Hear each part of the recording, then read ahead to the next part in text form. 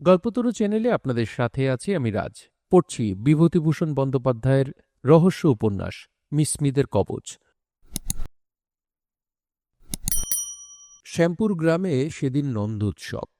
শ্যামপুরের পাশের গ্রামে আমার মাতুলালয়। চৌধুরী বাড়ির উৎসবে আমার মামার বাড়ির সকলের সঙ্গে আমারও নিমন্ত্রণ ছিল, সুতরাং সেখানে গেলাম। গ্রামের ভদ্রলোকেরা একটা শতরঞ্জি পেতে বৈঠকখানায় বসে আসর জমিয়েছেন। আমার বড় মামা বিদেশে থাকেন, সম্প্রতি ছুটি নিয়ে দেশে এসেছেন।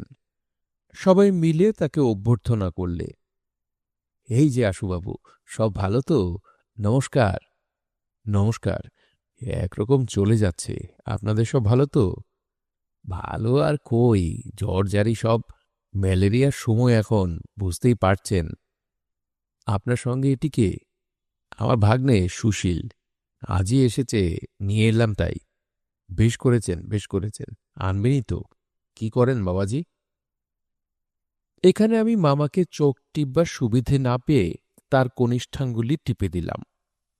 মামা বললেন, আপিসে চাকরি করে কলকাতায়। বেশ বেশ, এসো বাবাজি, বসো এসে দিকে। মামার আঙুল টিপবার কারণটা বলি। আমি কলকাতার বিখ্যাত প্রাইভেট ডিটেকটিভ নিবারণ সোমের অধীনে শিক্ষানবিশি করি। কথাটা প্রকাশ করবার ইচ্ছা ছিল না আমার। নন্দোৎসব এবং আনুষঙ্গিক ভোজন পর্ব শেষ হল।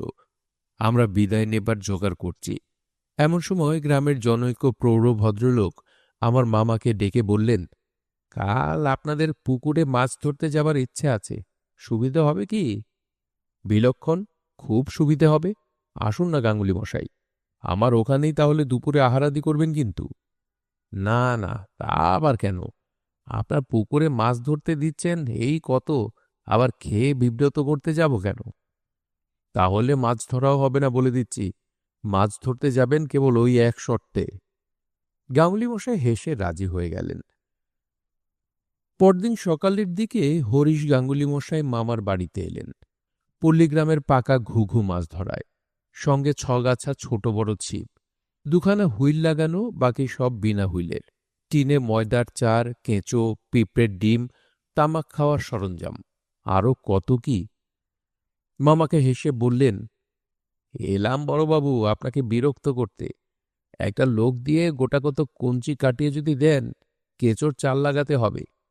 মামা জিজ্ঞেস করলেন, এখন বসবেন না ওবেলা? না, এবেলা বসা হবে না।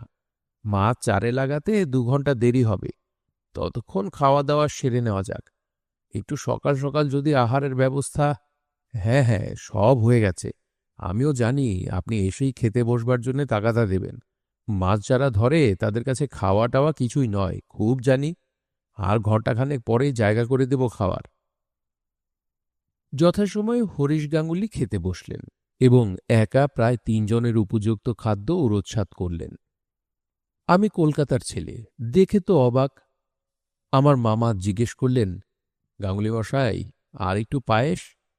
তা একটু না হয়, ওসব তো খেতে পাইনে। একা হাত পুড়িয়ে রেঁধে খাই, বাড়িতে মেয়েমানুষ নেই। বৌমারা থাকেন বিদেশে আমার ছেলের কাছে, কে ওসব করে দেবে? গাঙ্গুলি মশাই কি একাই থাকেন? একাই থাকি বই কি, ছেলেরা কলকাতায় চাকরি করে, আমার শহরে থাকা পোষায় না। তাছাড়া কিছু নগদি লেনদেনের কারবারও করি, প্রায় 3,000 টাকার ওপর। টাকায় 2 আনা মাসে সুদ। আপনার কাছে আর লুকিয়ে কি করব? কাজেই বাড়ি না থাকলে চলে কই, লোকে প্রায় আসছে টাকা দিতে নিতে। গাঙ্গুলি মশাই এই কথাগুলো যেন বেশ একটু গর্বের সঙ্গে বললেন। আমি পল্লীগ্রাম সম্বন্ধে তত অভিজ্ঞ না হলেও আমার মনে কেমন একটা অস্বস্তির ভাব দেখা দিলে। টাকা কড়ির কথা এভাবে লোকজনের কাছে বলে লাভ কি? বলা নিরাপদও নয়। শোভনতা ও রুচির কথা যদি বাদই দিই, গাঙ্গুলি মশাইকে আমার বেশ লাগল। মাছ ধরতে ধরতে আমার সঙ্গে তিনি অনেক গল্প করলেন। থাকেন তিনি সামান্যভাবে, কোনো আড়ম্বর নেই, খাওয়া দাওয়া বিষয়ে কোনো ঝঞ্ঝাট নেই তাঁর। এই ধরনের অনেক কথাই হল। মাছ তিনি ধরলেন বড় বড় 2টো, ছোট গোটা 4-5। আমার মামাকে অর্ধেকগুলি দিতে চাইলেন, মামা নিতে চাইলেন না। বললেন, কেন গাঙ্গুলি মশাই, পুকুরে মাছ ধরতে এসেছেন, তার খাজনা নাকি? গাঙ্গুলি মশাই জিভ কেটে বললেন, আরে রামো, তাই বলে কি বলছি, রাখুন অন্তত গোটা 2। না গাঙ্গুলি মশাই, মাফ করবেন, তা নিতে পারবো না। ও নেওয়ার নিয়ম নেই আমাদের। অগত্যা গাঙ্গুলি মশাই চলে গেলেন। আমায় বলে গেলেন, তুমি বাবাজি একদিন আমার ওখানে যেও একটা ছুটিতে। তোমার সঙ্গে আলাপ করে বড় আনন্দ হলো আজ। কে জানত যে তার বাড়িতে আমাকে অল্প দিনের মধ্যেই যেতে হবে, তবে সম্পূর্ণ অন্য কারণে, অন্য উদ্দেশ্যে, গাঙ্গুলি মশাইয়ের সঙ্গে খোশ গল্প করার জন্যে নয়। গাঙ্গুলি মশাই চলে গেলে আমি মামাকে বললাম, আপনি মাছ নিলেন না কেন? উনি দুঃখিত হলেন নিশ্চয়ই। মামা হেসে বললেন, তুমি জানো না, নিলেই দুঃখিত হতেন। উনি বড় কৃপণ। তা কথার ভাবে বুঝেছি। কি করে বুঝলে? অন্য কিছু নয়, বউ ছেলেরা কলকাতায় থাকে, উনি থাকেন দেশের বাড়িতে। একটা চাকর কি রাঁধুনি রাখেন না? হাত পুড়িয়ে এ বয়সে রেঁধে খেতে হয়, তাও শিকার। অথচ হাতে 2 পয়সা বেশ আছে। আর কিছু লক্ষ্য করলে? বড় গল্প বলা স্বভাব। আমার ধারণা একটু বাড়িও বলেন। ঠিক ধরেছ। মাছ নিইনি তার আরেকটা কারণ, উনি মাছ দিয়ে গেলে সব জায়গায় সে গল্প করে বেড়াবেন। আর লোকে ভাববে আমরা কি চামার, পুকুরে মাছ ধরেছে বলে ওর কাছ থেকে মাছ নিয়েছি। না মামা, এটা আপনার ভুল। এ কথা ভাববার কারণ কি লোকদের? তা কখনো কেউ ভাবে? তা যাই হোক, মোটের উপর আমি ওটা পছন্দ করিনি। উনি একটা বড় ভুল করেন মামাবাবু। টাকার কথা অমন বলে বেড়ান কেন? ওটা ওর স্বভাব। সর্বত্র ওই করবেন। যেখানেই বসবেন সেখানেই টাকার গল্প। করেও আজ আসছেন বহুদিন। দেখাতে চান হাতে 2 পয়সা আছে। আমার মনে হয় ও স্বভাবটা ভালো নয়, বিশেষ করে এইসব পাড়া গায়ে। একদিন আপনি একটু সাবধান করে দেবেন না? সে হবে না। তুমি ওকে জানো না, বড্ড একগুঁয়ে। কথা তো শুনবেনই না, আরও ভাববেন নিশ্চয়ই আমার কোনো মতলব আছে। আমি সেদিন কলকাতায় চলে এলাম বিকেলের ট্রেনে। আমার ওপরওয়ালা নিবারণবাবু লিখেছেন, খুব শিগগির আমায় একবার এহেলাবাদে যেতে হবে, বিশেষ একটা জরুরি কাজে।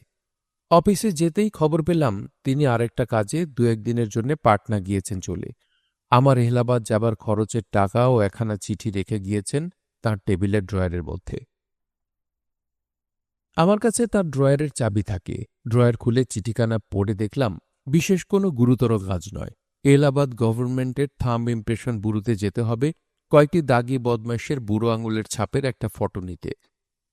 মিস্টার সোম বুড়ো আঙুলের ছাপ সম্বন্ধে একজন অভিজ্ঞ ব্যক্তি। এলাহাবাদের কাজ শেষ করতে আমার লাগলো মাত্র 1 দিন। 8-10 দিন রয়ে গেলাম তবুও। সেদিন সকালবেলা হঠাৎ মিস্টার সোমের একটা টেলিগ্রাম পেলাম। একটা জরুরি কাজের জন্য আমায় সেই দিনই কলকাতায় ফিরতে লিখেছেন। আমি যেন এলাহাবাদে দেরি না করি। ভোরে হাওড়ায় ট্রেন এসে দাঁড়াতেই দেখি মিস্টার সোম প্ল্যাটফর্মেই দাঁড়িয়ে আছেন। আমি একটু অবাক হয়ে গেলাম, কারণ এরকম কখনো উনি আসেন না। আমায় বললেন, সুশীল, তুমি আজই মামার বাড়ি যাও। তোমার মামা কাল 2খানা আর্জেন্ট টেলিগ্রাম করেছেন তোমাকে সেখানে যাবার জন্যে। আমি ব্যস্ত হয়ে বললাম, মামার বাড়ি কারো অসুখ? সবাই ভালো আছে তো? সেসব নয় বলেই মনে হয়, টেলিগ্রামের মধ্যে কারো অসুখের উল্লেখ নেই। কোনো লোক আসেনি সেখান থেকে? না, আমি তার করে দিয়েছি তুমি এলাহাবাদে গিয়েছ। আজই তোমার ফিরবার তারিখ, তাও জানিয়ে দিয়েছি। আমি বাসায় না গিয়ে সোজা শিয়ালদা স্টেশনে চলে এলাম মামার বাড়ি যাবার জন্যে। মিস্টার সোম আমার সঙ্গে এলেন শিয়ালদা পর্যন্ত। বারবার করে বলে দিলেন কোনো গুরুতর ঘটনা ঘটলে তাকে যেন খবর দিই। তিনি খুব উদ্বিগ্ন হয়ে রইলেন। মামার বাড়ি পা দিতেই মামা বললেন, এসেছে সুশীল? যাক, বড্ড ভাবছিলাম। কি ব্যাপার মামাবাবু, সবাই ভালো তো? এখানকার কিছু ব্যাপার নয়, শ্যামপুরের হরিশ গাঙ্গুলি মশায় খুন হয়েছেন, সেখানে এখনই যেতে হবে। আমি ভীত বিস্মিত হয়ে বললাম, গাঙ্গুলি মশাই? সেদিন যিনি মাছ ধরে গেলেন, খুন হয়েছেন? হ্যাঁ, চলো একবার সেখানে। শিগগির স্নানাহার করে নাও, কারণ সারাদিন হয়তো কাটবে সেখানে। বেলা 2টোর সময় শ্যামপুরে এসে পৌঁছুলাম। ছোট্ট গ্রাম। কখনো যেখানে কারো একটা ঘড়ি চুরি হয়নি, সেখানে খুন হয়ে গিয়েছে। সুতরাং গ্রামের লোকে দস্তুর মতো ভয় পেয়ে গেছে। গ্রামের মাঝখানে বারোয়ারি পূজা মণ্ডপে জড়ো হয়ে সেই কথারই আলোচনা করছে সবাই। আমার মামা এখানে এর পূর্বে অনেকবার এসেছিলেন এই ঘটনা উপলক্ষে। তা সকলের কথাবার্তা থেকে বোঝা গেল। আমার কথা বিশেষ কেউ জিজ্ঞেস করলে না, বা আমার সম্বন্ধে কেউ কোনো আগ্রহ দেখালে না। কেউ জানে না আমি প্রাইভেট ডিটেকটিভ মিস্টার সোমের শিক্ষানবিশ ছাত্র। এসব অজপাড়া দায়ে ওর নামই কেউ শোনেনি। আমাকে সেখানে কে চিনবে? মামা জিজ্ঞেস করলেন, লাশ নিয়ে গিয়েছে? ওরা বললে, আজ সকালে নিয়ে গেল, পুলিশ এসেছিল। আমি ওদের বললাম, ব্যাপার কিভাবে ঘটল? আজ হলো শনিবার, কবে তিনি খুন হয়েছেন? গ্রামের লোকে যেরকম বললে তাতে মনে হল সে কথা কেউ জানে না। নানা লোক নানা কথা বলতে লাগল। পুলিশের কাছেও এরা একই রকম বলে ব্যাপারটাকে রীতিমতো গোলমেলে করে তুলেছে। আমি আড়ালে মামাকে ডেকে নিয়ে গিয়ে বললাম, আপনি কি মনে করে এখানে এনেছেন আমায়? মামা বললেন, তুমি সব ব্যাপার শুনে নাও, চলো, অনেক কথা আছে। এই খুনের রহস্য তোমায় আবিষ্কার করতে হবে। তবে বুঝব মিস্টার সোমের কাছে তোমার শিক্ষানবিশ করতে দিয়ে আমি ভুল করিনি। এখানে কেউ জানে না তুমি কি কাজ করো, সে তোমার একটা সুবিধে। সুবিধেও বটে, আবার অসুবিধেও বটে। কেন? বাইরের বাজে লোককে কেউ আগ্রহ করে কিছু বলবে না। গোলমাল একটু থামলে একজন ভালো লোককে বেছে নিয়ে সব ঘটনা খুঁটিয়ে জানতে হবে। গাঙ্গুলি মশাইয়ের ছেলে কোথায়? সে লাশের সঙ্গে মহকুমায় গিয়েছে। সেখানে লাশ কাটাকুটি করবে ডাক্তারে, তারপর দাহকার্য করে ফিরবে। লাশ দেখলে বড্ড সুবিধে হতো, সেটার হল না। সেই জন্যই তো বলছি, তুমি কেমন কাজ শিখেছ এটা তোমার পরীক্ষা। এতে যদি পাশ করো তবে বুঝব তুমি মিস্টার সোমের উপযুক্ত ছাত্র, নয়তো তোমাকে আমি আর ওখানে রাখব না। এ আমার এক কথা জেনো। তারপর গাঙ্গুলি মশাইয়ের বাড়ি গেলাম। গিয়ে দেখি যেখানটাতে গাঙ্গুলি মশাইয়ের বাড়ি তার দুদিকে ঘন জঙ্গল। একদিকে দূরে একটা গ্রাম্য কাঁচা রাস্তা, একদিকে একটি হচ্ছে বাড়ি। আমি গাঙ্গুলি মশাইয়ের ছেলের কথা জিজ্ঞেস করে জানলাম সে এখনো মহকুমা থেকে ফেরেনি। তবে একটি প্রৌঢ়ার সঙ্গে দেখা হলো। শুনলাম তিনি গাঙ্গুলি মশাইয়ের আত্মীয়া। তাকে জিজ্ঞেস করলাম, গাঙ্গুলি মশাইকে শেষ দেখেছিলেন কবে? বুধবার। কখন? বিকেল ৫টার সময়। কিভাবে দেখেছিলেন? সেদিন হাটবার ছিল। উনি হাটে যাবার আগে আমার কাছে পয়সা চেয়েছিলেন। কিসের পয়সা? সুদের পয়সা। আমি ওর কাছে ২ টাকা ধার নিয়েছিলাম ও মাসে। আপনার পর আর কেউ দেখেছিল? গাঙ্গুলি মশাইয়ের বাড়ির ঠিক পশ্চিম গায়ে যে বাড়ি, সেদিকে আঙুল দিয়ে দেখিয়ে প্রৌঢ়া বললেন, ওই বাড়ির রায়পিসি আমার পরও তাঁকে দেখেছিলেন। আমি বৃদ্ধা রায়পিসির বাড়ি গিয়ে তাকে প্রণাম করতেই বৃদ্ধা আমায় আশীর্বাদ করে একখানা পিঁড়ি বার করে দিয়ে বললেন, বসো বাবা। আমি সংক্ষেপে আমার পরিচয় দিয়ে বললাম, আপনি একা থাকেন নাকি বাড়িতে? হ্যাঁ বাবা, আমার তো কেউ নেই, মেয়ে জামাই আছে, তারা দেখাশোনা করে। মেয়ে জামাই এখানে থাকেন? এখানেও থাকে, আবার তাদের দেশ ওখানে ৪ ক্রোশ দূরে সাধুহাটি গায়ে, সেইখানেও থাকে। গাঙ্গুলি মশাইকে আপনি বুধবার কখন দেখেন? রাত্রিরে যখন উনি হাট থেকে ফিরলেন, তখন আমি বাইরের রোয়াকে বসে জব করছিলাম। তারপর আর চোখে না দেখলেও ওর গলার আওয়াজ শুনেছি রাত ১০টা পর্যন্ত। উনি ওর রান্নাঘরে রাঁধছিলেন আলো জেলে। আমি যখন শুতে যাই তখন পর্যন্ত। তখন রাত কত হবে? তা কি বাবা জানি, আমরা পাড়া গাঁয়ের লোক, ঘড়ি তো নেই বাড়িতে। তবে তখন ফরিদপুরের গাড়ি চলে গিয়েছে। আমরা শব্দ শুনে বুঝি কখন কোন গাড়ি এলো গেল। একা থাকতেন আর রাত পর্যন্ত রান্না করছিলেন? এত কি রান্না? সেদিন মাংস এনেছিলেন হাট থেকে, মাংস সেদ্ধ হতে দেরি হচ্ছিল। আপনি কি করে জানলেন? পরে আমরা জেনেছিলাম, হাটে যারা ওর সঙ্গে একসঙ্গে মাংস কিনেছিল তারা বলেছিল। তাছাড়া যখন রান্নাঘর খোলা হলো, বাবা গো! বলে বৃদ্ধা যেন সে দৃশ্যের বীভৎসতা মনের পটে আবার দেখতে পেয়ে শিউরে উঠে কথা বন্ধ করলেন। সঙ্গে যে প্রৌঢ়া আত্মীয়াটি ছিলেন গাঙ্গুলি মশাইয়ের, তিনি বললেন, ও বাবা, সে রান্নাঘরের কথা মনে হলে এখনো গা ডোল দেয়। আমি আগ্রহের সঙ্গে বলে উঠলাম, কেন কেন, কি ছিল রান্নাঘরে? বৃদ্ধা বললেন, থালার চারদিকে ভাত ছড়ানো, মাংসের ছিবড়ে আর হাড়গোড় ছড়ানো। বাটিতে তখনও মাংস আর ঝোল রয়েছে, ঘরের মেঝেতে ধস্তাধস্তির চিহ্ন। তিনি খেতে বসেছিলেন এবং তার খাওয়া শেষ হবার আগেই যারা তাকে খুন করে তারা এসে পড়ে। প্রৌঢ়ও বললেন, হ্যাঁ বাবা, ও সবাই দেখেছে। পুলিশও এসে রান্না করে দেখে গিয়েছে। সকলেরই মনে হলো ব্রাহ্মণের খাওয়া শেষ হবার আগেই খুনিরা এসে তার উপর পড়ে। আচ্ছা বেশ, এ গেল বুধবারের রাতের ব্যাপার। সেদিনই হাঁটছিল তো? হ্যাঁ বাবা, তারপর দিন সকালে উঠে আমরা দেখলাম ওর ঘরের দরজা বাইরের দিকে তালা চাবি দেওয়া। প্রথম সকলেই ভাবলে উনি কোথাও কাজে গিয়েছেন, ফিরে এসে রান্নাবান্না করবেন। কিন্তু যখন বিকেল হয়ে গেল ফিরলেন না, তখন আমরা ভাবলাম উনি ওর ছেলেদের কাছে কলকাতায় গেছেন। তারপর বৃহস্পতিবার গেল, শুক্রবার গেল। শুক্রবার বিকেলের দিকে বন্ধ ঘরের মধ্যে থেকে কিসের দুর্গন্ধ বেরুতে লাগলো। তাও সবাই ভাবলে ভাদ্র মাস, গাঙ্গুলি মশাই হয়তো তাল কুড়িয়ে ঘরের মধ্যে রেখে গিয়েছিলেন, তাই পচে অমন গন্ধ বেরুচ্ছে। শনিবারে আমি গিয়ে গ্রামের ভদ্রলোকদের কাছে সব বললাম। অনেকেই জানতো না যে গাঙ্গুলি মশাইকে এ কদিনে গায়ে দেখা যায়নি। তখন সকলে এলো। গন্ধ তখন খুব বেড়েছে, পচা তালের গন্ধ বলে মনে হচ্ছে না। কি করলেন আপনারা? তখন সকলে জানলা খুলবার চেষ্টা করলে, কিন্তু সব জানলা ভেতর থেকে বন্ধ। দোর ভাঙাই সাব্যস্ত হল। পরের ঘরের দোর ভেঙে ঢোকা ঠিক নয়। এরপর যদি তা নিয়ে কোনো কথা ওঠে, তখন চৌকিদার আর দফাদার ডেকে এনে তাদের সামনে দোর ভাঙা হল। কি দেখা গেল?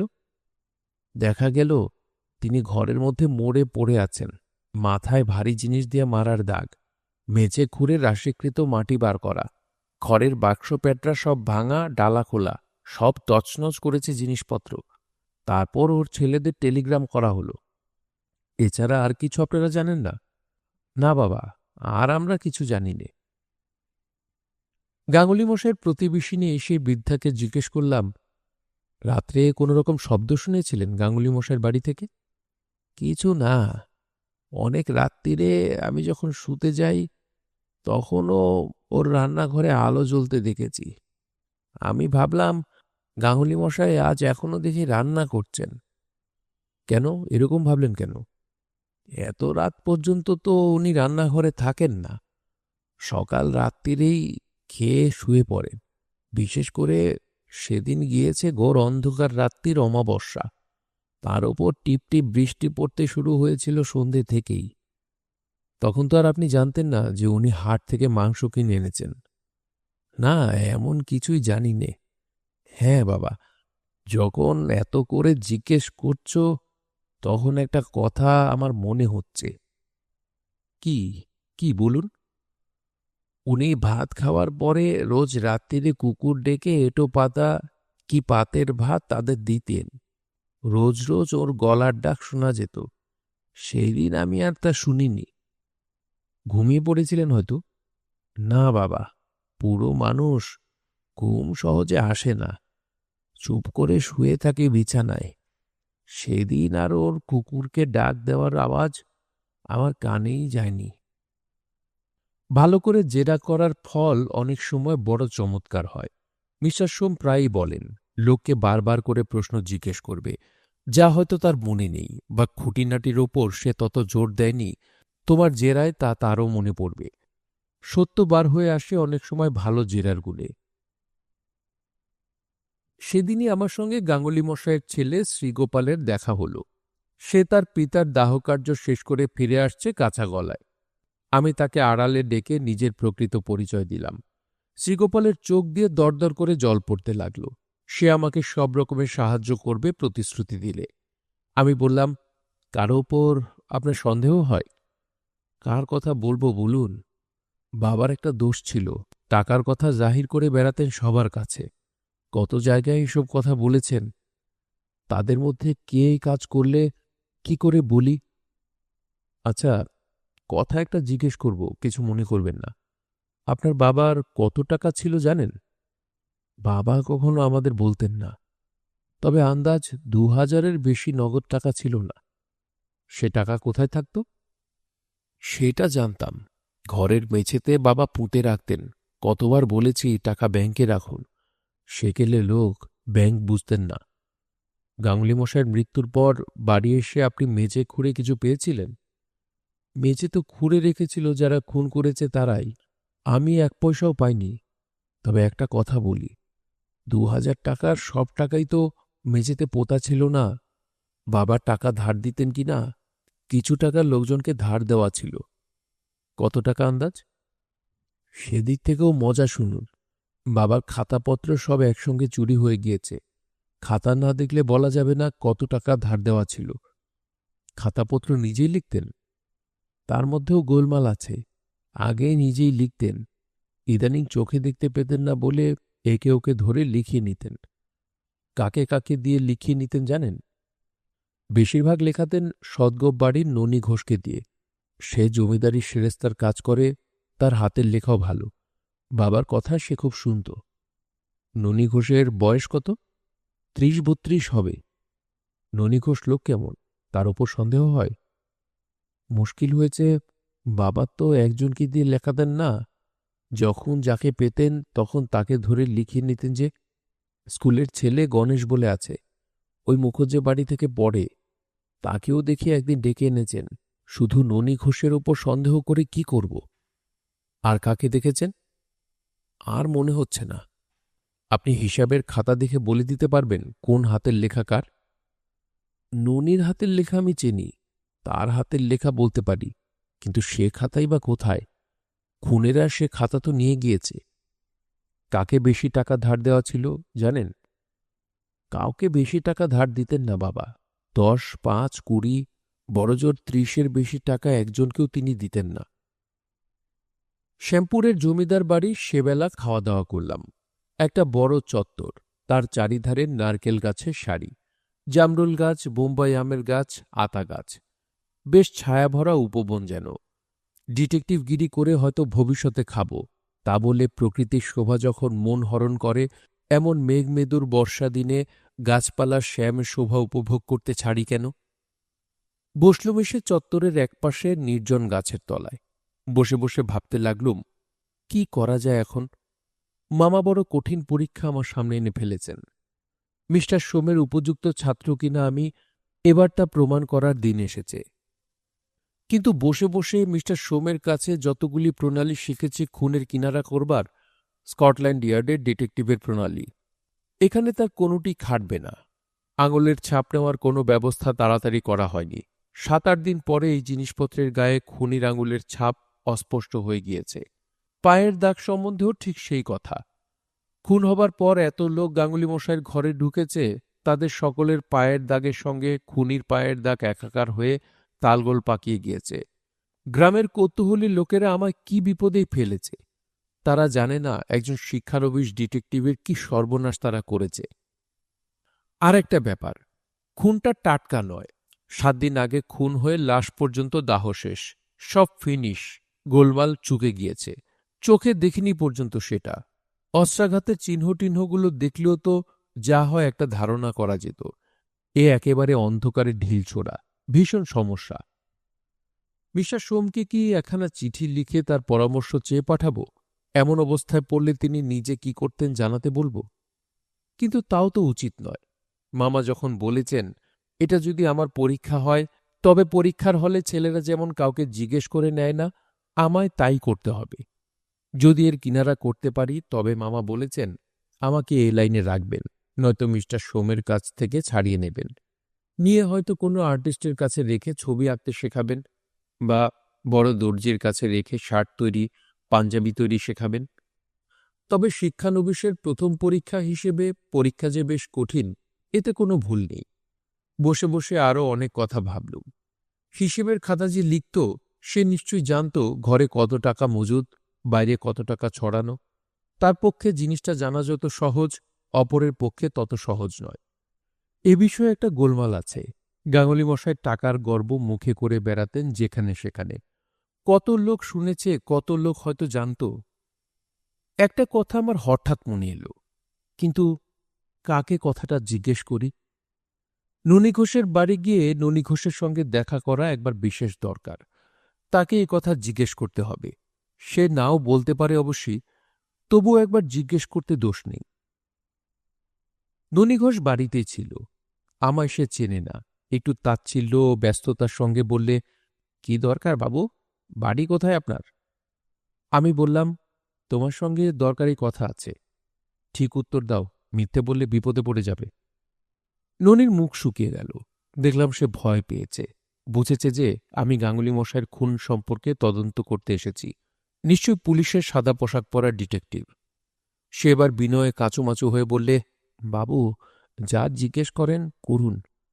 গাঙ্গুলি মশাইয়ের খাতা তুমি লিখতে? ননি ইতস্তত করে বললে, তা আমিও লিখেছি দু একদিন। আর ওই গণেশ বলে একটা স্কুলের ছেলে আছে, তাকে দিয়েও। আমি ধমক দিয়ে বললাম, স্কুলের ছেলের কথা হচ্ছে না, তুমি লিখতে কি না? নুনি ভয়ে ভয়ে বললে, আগে তা লিখতাম। কতদিন লিখছ? মিথ্যে কথা বললে ধরা পড়ে যাবে, ঠিক বলবে। প্রায় লিখতাম, 2 বছর ধরে লিখছি। আর কে লিখত? ওই যে স্কুলের ছেলে গণেশ। তার কথা ছেড়ে দাও। তার বয়স কত? 15-16 হবে। আর কে লিখত? আর সরফরাজ তরফদার লিখত। সে এখন। সরফরাজ তরফদারের বয়স কত? কি করে? সে এখন মারা গিয়েছে। বাদ দাও সে কথা। কতদিন মারা গিয়েছে? 2 বছর হবে। এইবার একটা কথা জিজ্ঞেস করি, গাঙ্গুলি মশাইয়ের কত টাকা বাইরে ছিল জানো? প্রায় 2000 টাকা। মিথ্যে বলো না, খাতা পুলিশের হাতে পড়েছে। মিথ্যে বললে মারা যাবে। না বাবু, মিথ্যে বলিনি, 2000 হবে। ঘরে মজুদ কত ছিল? তা জানি নে। আবার বাজে কথা, ঠিক বলো। বাবু, আমায় মেরেই ফেলুন আর যাই করুন, মজুর টাকা কত তা আমি কি করে বলবো? গাঙ্গুলি মশাই আমায় সে টাকা দেখায়নি তো। খাতায় মজুদ তহবিল লেখা থাকত না। একটা আন্দাজ তো আছে। আন্দাজ কি ছিল বলে তোমার ধারণা? আন্দাজ আর 700-800 টাকা। কি করে আন্দাজ করলে? ওর মুখের কথা থেকে তাই আন্দাজ হতো। গাঙ্গুলি মশাইয়ের মৃত্যুর কতদিন আগে তুমি শেষ খাতা লিখেছিলে? প্রায় 2 মাস আগে। 2 মাসের মধ্যে আমি খাতা লিখিনি। আপনার পায়ে হাত দিয়ে বলছি। তাছাড়া খাতা বেরুলে হাতের লেখা দেখেই তা আপনি বুঝবেন। কোনো মোটা টাকা কি তার মরণের আগে কোনো খাতকে শোধ করেছিল বলে তুমি মনে করো? না বাবু, ঊর্ধ্ব সংখ্যা 30 টাকার বেশি তিনি কাউকে ধার দিতেন না, সেটা খুব ভালো করেই জানি। মোটা টাকা মানে 200-100 টাকা কাউকে তিনি কখনো দেননি। এমন তো হতে পারে 5 জন খাতকে 30 টাকা করে শোধ দিয়ে গেল একদিনে, 150 টাকা হলো। তা হতে পারে বাবু, কিন্তু তা সম্ভব নয়। একদিনে 5 জন খাতকে টাকা শোধ দেবে না। আর একটা কথা বাবু, চাষি খাতক সব। ভাদ্র মাসে ধান হবার সময় নয়। এখন যে চাষি প্রজারা টাকা শোধ দিয়ে যাবে তা মনে হয় না। ওরা শোধ দেয় পৌষ মাসে, আবার ধান নেয় ধান পাট বুনবার সময় চৈত্র বৈশাখে। এই সময় লেনদেন বন্ধ থাকে। কোনো কিছু সন্ধান পাওয়া গেল না ননির কাছে। তবুও আমার সন্দেহ সম্পূর্ণরূপে গেল না। ননি হয় সম্পূর্ণ নির্দোষ, নয়তো সে অত্যন্ত ধূর্ত। মিস্টার সোম একটা কথা সবসময় বলেন, বাইরের চেহারা বা কথাবার্তা দ্বারা কখনো মানুষের আসল রূপ জানবার চেষ্টা করো না, করলেই ঠকতে হবে। ভীষণ চেহারার লোকের মধ্যে অনেক সময় সাধু পুরুষ বাস করে, আবার অত্যন্ত সুশ্রী ভদ্রবেশী লোকের মধ্যে সমাজের কণ্টকস্বরূপ দানব প্রকৃতির বদমাইশ বাস করে। আমি যে কতবার দেখেছি। ননির বাড়ি থেকে ফিরে এসে গাঙ্গুলি মশাইয়ের বাড়ির পেছনটা একবার ভালো করে দেখবার জন্যে গেলাম। গাঙ্গুলি মশাইয়ের বাড়িতে একখানা মাত্র খড়ের ঘর, তার সঙ্গে লাগাও ছোট্ট রান্নাঘর। রান্নাঘরের দরজা দিয়ে ঘরের মধ্যে যাওয়া যায়। এইসব আমি গাঙ্গুলি মশাইয়ের ছেলের সঙ্গে ঘুরে ঘুরে দেখলাম। তাকে বললাম, আপনার পিতার হত্যাকারীকে যদি খুঁজে বার করতে পারি আপনি খুব খুশি হবেন। সে প্রায় কেঁদে ফেলে বললে, খুশি কি? আপনাকে 500 টাকা দেব। টাকা দিতে হবে না, আমায় সাহায্য করুন, আর কাউকে বিশ্বাস করতে পারি না। নিশ্চয় করব, বলুন কি করতে হবে। আমার সঙ্গে সঙ্গে আসুন আপাতত, তারপর বলবো যখন যা করতে হবে। আচ্ছা চলুন তো, বাড়ির পেছন দিকটা একবার দেখি। বড্ড জঙ্গল, যাবেন ওদিকে? জঙ্গল দেখলে তো আমাদের চলবে না, চলুন দেখি।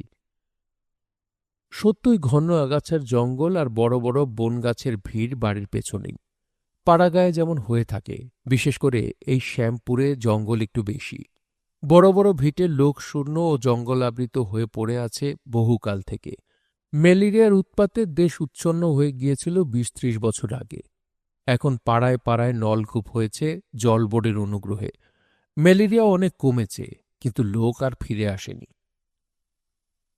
জঙ্গলের মধ্যে বর্ষার দিনে মশার কামড় খেয়ে হাত পা ফুলে উঠল। আমি প্রত্যেক স্থান তন্ন তন্ন করে দেখলাম। ৭-৮ দিনের পূর্বের ঘটনা। পায়ের চিহ্ন যদি কোথাও থাকতে পারে, তবে এখানেই তা থাকা সম্ভব। কিন্তু জায়গাটা দেখে হতাশ হতে হল। জমিটা মুথো ঘাসে ঢাকা। বর্ষায় সে ঘাস বেড়ে হাতখানেক লম্বা হয়েছে। তার ওপর পায়ের দাগ থাকা সম্ভবপর নয়। আমার মনে হল খুনি রাত্রে এসেছিল ঠিক এই পথে। সামনের পথ লোকালয়ের মধ্যে দিয়ে। কখনোই সে পথে আসতে সাহস করেনি। অনেকক্ষণ তন্ন করে খুঁজে দেখেও সন্দেহজনক কোনো জিনিস চোখে পড়ল না। কেবল এক জায়গায় একটা শেওড়া গাছের ডাল ভাঙা অবস্থায় দেখে আমি গাঙ্গুলি মশাইয়ের ছেলেকে বললাম, এই ডালটা ভেঙে কে দাতন করেছিল, আপনি? গাঙ্গুলি মশাইয়ের ছেলে আশ্চর্য হয়ে বললে, না, আমি এ জঙ্গলে দাতন কাঠি ভাঙতে আসব কেন? তাই জিজ্ঞেস করছি। আপনি কি করে জানলেন ডাল ভেঙে কেউ দাতন করেছে? ভালো করে চেয়ে দেখুন, এরকম ঘুরিয়ে ঘুরিয়ে মুচড়ে ভেঙেছে ডালটা। তাছাড়া এতগুলো শেওড়া ডালের মধ্যে একটি মাত্র ডাল ভাঙা, মানুষের হাতে ভাঙা, বেশ বোঝা যাচ্ছে। দাতন কাঠি সংগ্রহ ছাড়া অন্য কি উদ্দেশ্যে এভাবে একটা ডাল কেউ ভাঙতে পারে? আপনার দেখবার চোখ তো অদ্ভুত। আমার তো মশাই ও চোখেই পড়ত না। আচ্ছা, দেখে বলুন তো, কতদিন আগে এ ডালটা ভাঙা হয়েছে? অনেক দিন আগে। খুব বেশি দিন আগে না। মোচড়ানো অংশের গোড়াটা দেখে মনে হয় ৬-৭ দিন আগে। এর চেয়েও নিখুঁতভাবে বলা যায়, ওই অংশের সেলুলোজ অণুবীক্ষণ দিয়ে পরীক্ষা করলে ধরা পড়বে। আমি এই গাছের ভাঙা ডালটা কেটে নিয়ে যাব। একটা দা আনুন তো দয়া করে। গাঙ্গুলি মশাইয়ের ছেলের মুখ দেখে বুঝলাম সে বেশ একটু অবাক হয়েছে। ভাঙা দাঁতন কাঠি নিয়ে আমার এত মাথা ব্যথার কারণ কি বুঝতে পারছে না। সে পিছন ফিরে দা আনতে যেতে উদ্যত হল, কিন্তু ২-৪ পা গিয়েই থমকে দাঁড়িয়ে ঘাসের মধ্যে থেকে কি একটা জিনিস হাতে তুলে নিয়ে বললে, এটা কি? আমি তার হাত থেকে জিনিসটা নিয়ে দেখলাম সেটা একটা কাঠের ছোট্ট গোলাকৃতি পাত। ভালো করে আলোয় নিয়ে এসে পরীক্ষা করে দেখলাম পাতের গায়ে একটা খোদাই কাজ, একটা ফুল, ফুলটার নিচে একটা শিয়ালের মতো জানোয়ার। শ্রীগোপাল বললে, এটা কি বলুন তো? আমি বুঝতে পারলাম না। কি জিনিস এটা হতে পারে তাও আন্দাজ করতে পারলাম না। জিনিসটা হাতে নিয়ে সেখান থেকে চলে এলাম। যাবার আগে শেওড়া গাছের ভাঙা ডালের গোড়াটা কেটে নিয়ে এলাম। পরদিন থানায় গিয়ে দারোগাবাবুর সঙ্গে দেখা করে আমার পরিচয় দিলাম। তিনি আমায় সমাদর করে বসালেন। আমায় বললেন, তাঁর দ্বারা যতদূর সাহায্য হওয়া সম্ভব তা তিনি করবেন। আমি বললাম, আপনি এ সম্বন্ধে কিছু তদন্ত করেছেন? তদন্ত করা শেষ করেছি, তবে আসামি বার করা ডিটেকটিভ ভিন্ন সম্ভব নয় এক্ষেত্রে। ননী ঘোষকে আমার সন্দেহ হয়। আমারও হয়, কিন্তু ওর বিরুদ্ধে প্রমাণ সংগ্রহ করা সহজ হবে না। ওকে চালান দিন না, ভয় খেয়ে যাক। খুনের রাত্রেও অনুপস্থিত ছিল। কোথায় ছিল তার সন্তোষজনক প্রমাণ দিতে পারিনি। আপনি ওকে চালান দিতে পরামর্শ দেন। দিলে ভালো হয়। এর মধ্যে আরেকটা উদ্দেশ্য আছে, বুঝেছেন নিশ্চয়ই। দারোগাবাবু হেসে বললেন, এতদিন পুলিশের চাকরি করে তার বুঝিনি মশাই। ওকে চালান দিলে সত্যিকার হত্যাকারী কিছু অসতর্ক হয়ে পড়বে, এবং যদি গা ঢাকা দিয়ে থাকে তবে বেরিয়ে আসবে, এই তো? ঠিক তাই। যদিও ননী ঘোষকে আমি বেশ সন্দেহ করি, লোকটা ধূর্ত প্রকৃতির। কাল আমি লোকজন নিয়ে গ্রামে গিয়ে ডেকে বলবো, ননীকে কালই চালান দেব। চালান দেওয়ার সময় গ্রামের সব লোকের সেখানে উপস্থিত থাকা দরকার। দারোগাবাবু বললেন, দাঁড়ান, একটা কথা আছে। হিসেবের খাতার একখানা পাতা সেদিন কুড়িয়ে পেয়েছিলাম গাঙ্গুলি মশাইয়ের ঘরে। পাতাখানা একবার দেখুন। একখানা হাত চিঠে কাগজের পাতা নিয়ে এসে দারোগাবাবু আমার হাতে দিলেন। আমি হাতে নিয়ে বললাম, এ তো নুনির হাতের লেখা নয়। না, এ গণেশের হাতের লেখাও নয়, সরফরাজ তরফদারও নয়, কারণ সে মারা যাওয়ার পরে লেখা। তারিখ দেখুন। তবে খুনের অনেক দিন আগে এ লেখা হয়েছে, 4 মাসেরও বেশি আগে। ব্যাপারটা ক্রমশ জটিল হয়ে পড়ছে মশাই। আমি একটা জিনিস আপনাকে তবে দেখাই। দারোগাবাবুর হাতে কাঠের পাতটা দিয়ে বললাম, এই জিনিসটা দেখুন। দারোগাবাবু সেটা হাতে নিয়ে বললেন, কি এটা, কি জিনিসটা তা ঠিক বলতে পারবো না, তবে গাঙ্গুলি মশাইয়ের বাড়ির পেছনের জঙ্গলে এটা কুড়িয়ে পেয়েছি। আর একটা জিনিস দেখুন। বলে শেওড়া গাছের গোড়াটা তার হাতে দিতেই তিনি অবাক হয়ে আমার মুখের দিকে চেয়ে বললেন, এ তো একটা শুকনো গাছের ডাল, এতে কি হবে? ওতে একটা মস্ত সন্ধান দিয়েছে জানেন। সে ভোররাত পর্যন্ত গাঙ্গুলি মশাইয়ের বাড়ি ছাড়েনি। ভোরের দিকে রাত পোহাতে দেরি নেই দেখে সে সরে পড়েছে। যাবার সময় অভ্যাসের বশে শেওড়া ডালে দাঁতন করেছে। দারোগা মশাই হো হো করে হেসে উঠে বললেন, আপনারা যে দেখছি মশাই স্বপ্নরাজ্যে বাস করেন। এত কল্পনা করে পুলিশের কাজ চলে? কোথায় একটা দাঁতন কাঠির ভাঙা গোড়া?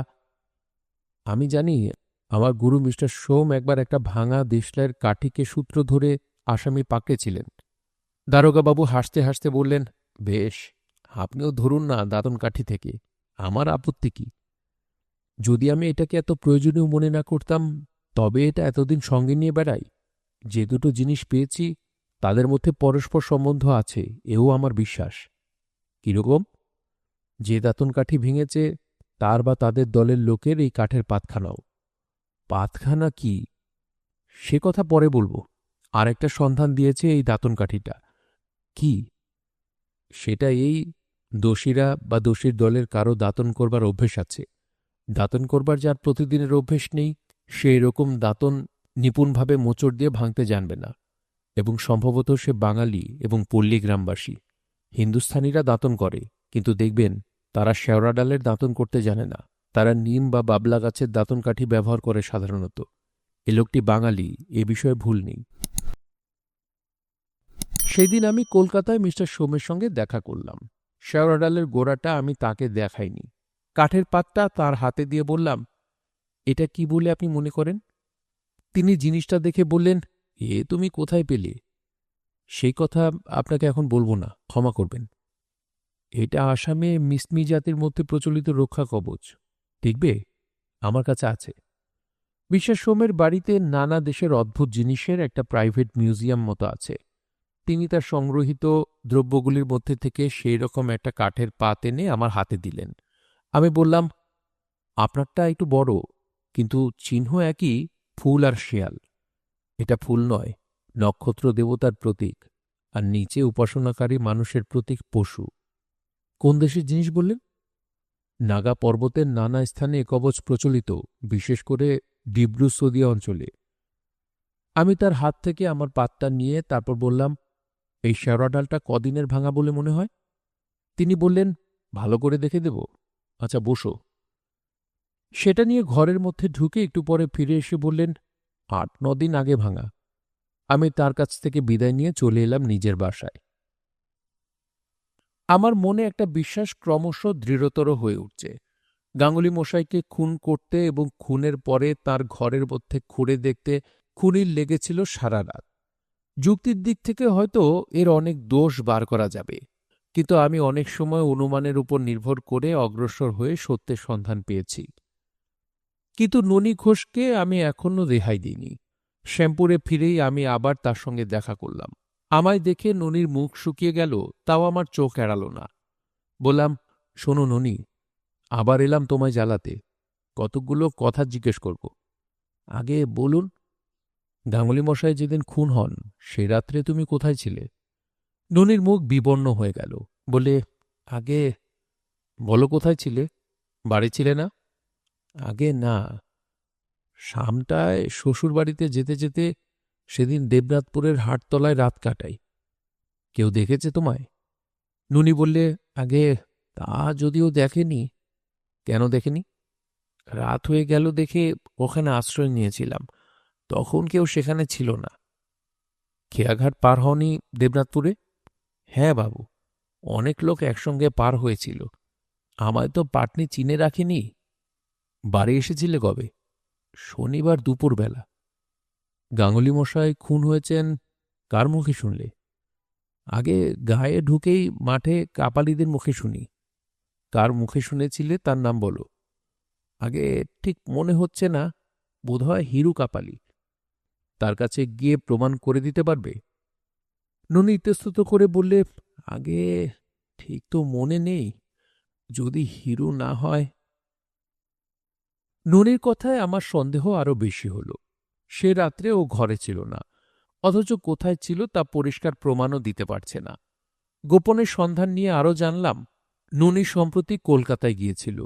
আজ 2 দিন হল সে এসেছে। ননিকে জিজ্ঞেস করে কোনো লাভ নেই, ও সত্যি কথা বলবে না। একটা কিছু কাণ্ড ঘটাচ্ছে নাকি তলে তলে, কিছু বোঝা যাচ্ছে না। 2 দিন পরে শ্রীগোপাল এসে আমায় খবর দিল গ্রামের মহিন শেখরাকে সে ডেকে এনেছে, আমার সঙ্গে দেখা করবে, বিশেষ কাজ আছে। মহিন শেখরার বয়স প্রায় 50-এর ওপর, নিতান্ত ভালো মানুষ গ্রাম্য শেখরা। ঘোরপেট জানে না বলেই মনে হল। শ্রীগোপালকে বললাম, একে কেন এনেছ? এ কি বলছেন শুনুন। কি মহিন? বাবু, ননী ঘোষ আমার কাছে 11 ভরি সোনার তাবিজ আর হার তৈরি করে নিয়েছে আজ 3-4 দিন আগে। দাম কত? 27 টাকা করে ভরি, হিসেব করুন। টাকা নগদ দিয়েছিল? হ্যাঁ বাবু। সে টাকা তোমার কাছে আছে? নোট না নগদ? নগদ। টাকা নেই বাবু, তাই নিয়ে মহাজনের ঘর থেকে সোনা কিনে এনে গহনা করি। 2-1 টাকাও নেই? না বাবু। তোমার মহাজনের কাছে আছে? বাবু, রানাঘাটের শীতল পোদ্দারের দোকানে কত সোনা কেনাবেচা হচ্ছে দিনে, আমার সে টাকা কি তারা বসিয়ে রেখেছে? শীতল পোদ্দার নাম? আমার সঙ্গে তুমি চলো রানাঘাটে আজই। বেলা 3টে ট্রেনে মহিন শেখরাকে নিয়ে রানাঘাটে শীতল পোদ্দারের দোকানে হাজির হলাম। সঙ্গে মহিনকে দেখে বুড়ো পোদ্দার মশাই ভাবলে বড় খরিদ্দার একজন এনেছে মহিন। তাদের আদর অভ্যর্থনাকে উপেক্ষা করে আমি আসল কাজের কথা পারলাম, একটু কড়া রুক্ষ স্বরে বললাম, সেদিন এই মহিন আপনার ঘর থেকে সোনা কিনেছিল 11 ভরি? পোদ্দারের মুখ বিবর্ণ হয়ে উঠল ভয়ে, ভাবলে এ নিশ্চয় পুলিশের হাঙ্গামা। সে ভয়ে ভয়ে বললে, হ্যাঁ বাবু, কিনেছিল। টাকা নগদ দেয়? তা দিয়েছিল। সে টাকা আছে? না বাবু, টাকা কখনো থাকে? আমাদের বড় কারবার, কোথাকার টাকা কোথায় গিয়েছে। আমি ওকে ভয় দেখানোর জন্য কড়া সুরে বললাম, ঠিক কথা বলো, টাকা যদি থাকে আনিয়ে দাও, তোমার ভয় নেই। চুরির ব্যাপারে নয়, মহিনের কোনো দোষ নেই। তোমাদের কোনো পুলিশের হাঙ্গামায় পড়তে হবে না, কেবল কোর্টে সাক্ষী দিতে হতে পারে। টাকা বার করো। মহিনও বললে, পোদ্দার মশাই, আমাদের কোনো ভয় নেই। বাবু বলেছেন টাকা যদি থাকে দেখান বাবুকে। পোদ্দার বললে, কিন্তু বাবু একটা কথা, টাকা তো সব সমান, টাকার গায়ে কি নাম লেখা আছে? সে কথায় তোমার দরকার নেই, নাম লেখা থাক না থাক, টাকা তুমি বার করো। শীতল পোদ্দার টাকা বার করে নিয়ে এলো একটা থলির মধ্যে থেকে, বলে, সেদিনকার তহবিল আলাদা করা ছিল, সোনা বিক্রির তহবিল আমাদের আলাদা থাকে, কারণ এই নিয়ে মহাজনের সোনা কিনতে যেতে হয়। টাকা হাতে নিয়ে দেখবার আগেই শীতল একটা কথা বললে, যা আমার কাছে আশ্চর্য বলে মনে হল। সে বললে, বাবু, এগুলো পুরনো টাকা, পোতা টোতা ছিল বলে মনে হয়, এ চুরির টাকা নয়। আমি প্রায় চমকে উঠলাম ওর কথা শুনে। মহিন শেখরার মুখ দেখি বিবর্ণ হয়ে উঠেছে। আমি বললাম, তুমি কি করে জানলে এ পুরনো টাকা? দেখুন আপনিও হাতে নিয়ে, পুরনো কলঙ্কধারা রূপো দেখলে আমাদের চোখে কি চিনতে বাকি থাকে বাবু? ওই দিয়ে কারবার করছি যখন। কতদিনের পুরনো টাকায়? 20-25 বছরের। টাকাগুলো হাতে নিয়ে পরীক্ষা করে দেখলাম, 20 বছরের পরের কোনো সালের অঙ্ক টাকার গায়ে লেখা নেই। বললাম, মাটিতে পোতা টাকা বলে ঠিক মনে হচ্ছে। নিশ্চয়ই বাবু, পেতলের হাড়িতে পোতা ছিল, পেতলের কলঙ্ক লেগেছে টাকার গায়ে। আচ্ছা, তুমি এ টাকা আলাদা করে রেখে দাও। আমি পুলিশ নই, কিন্তু পুলিশ শিগগির এসে টাকা চাইবে, মনে থাকে যেন। শীতল পোদ্দার আমার সামনে হাত জোর করে দাঁড়িয়ে অনুনয়ের সুরে বললে, দোহাই বাবু, দেখবেন যেন আমি এর মধ্যে জড়িয়ে না পড়ি। কোনো দোষে দোষী নই বাবু। মহিন আমার পুরনো খাতক আর খদ্দের। ও কোথা থেকে টাকা এনেছে তা কেমন করে জানব বাবু, বলুন। মহিনকে নিয়ে দোকানের বাইরে চলে এলাম। দেখি ও ভয়ে কেমন বিবর্ণ হয়ে উঠেছে। বললাম, কি মহিন, তোমার ভয় কি? তুমি গাঙ্গুলি মশাইকে খুন করনি তো? মহিন বললে, খুন? গাঙ্গুলি মশাইকে? কি যে বলেন বাবু! দেখলাম ওর সর্বশরীর যেন থরথর করে কাঁপছে। কেন, ওর এত ভয় হল কিসের জন্যে? আমরা ডিটেকটিভ, আসামি ধরতে বেরিয়ে কাউকে সাধু বলে ভাবা আমাদের স্বভাব নয়। মিশ্রাসোম আমার শিক্ষাগুরু, তার একটি মূল্যবান উপদেশ হচ্ছে, যে বাড়িতে খুন হয়েছে বা চুরি হয়েছে সে বাড়ির প্রত্যেককেই ভাববে খুনি ও চোর, প্রত্যেককে সন্দেহের চোখে দেখবে, তবে খুনের কিনারা করতে পারবে, নতুবা পদে পদে ঠকতে হবে। ননী ঘোষ তো আছে এর মধ্যে, এই সন্দেহ আমার এখন বদ্ধমূল হল। বিশেষ করে টাকা দেখবার পরে আদৌ সে সন্দেহ না থাকবারই কথা। কিন্তু এখন আবার একটা নতুন সন্দেহ এসে উপস্থিত হল। এই মহিন শেখরার সঙ্গে খুনের কি সম্পর্ক আছে? কথাটা ট্রেনে বসে ভাবলাম। মহিনও কামরার একপাশে বসে আছে। সে আমার সঙ্গে একটা কথাও বলেনি। জানলা দিয়ে পাণ্ডুর বিবর্ণ মুখে, ভীত চোখে বাইরের দিকে শূন্য দৃষ্টিতে চেয়ে আছে। মহিনের যোগাযোগে ননী ঘোষ খুন করেনি তো? দুজনে মিলে হয়তো এই কাজ করেছে। কিংবা এমনও কি হতে পারে না যে মোহিনী খুন করেছে, ননী ঘোষ নির্দোষী? তবে একটা কথা, ননী ঘোষের হাতেই খাতাপত্র, কত টাকা আসছে যাচ্ছে ননীই তো জানত। মহিন শেখরা সে খবর কি করে রাখবে? তখনই একটা কথা মনে পড়ল।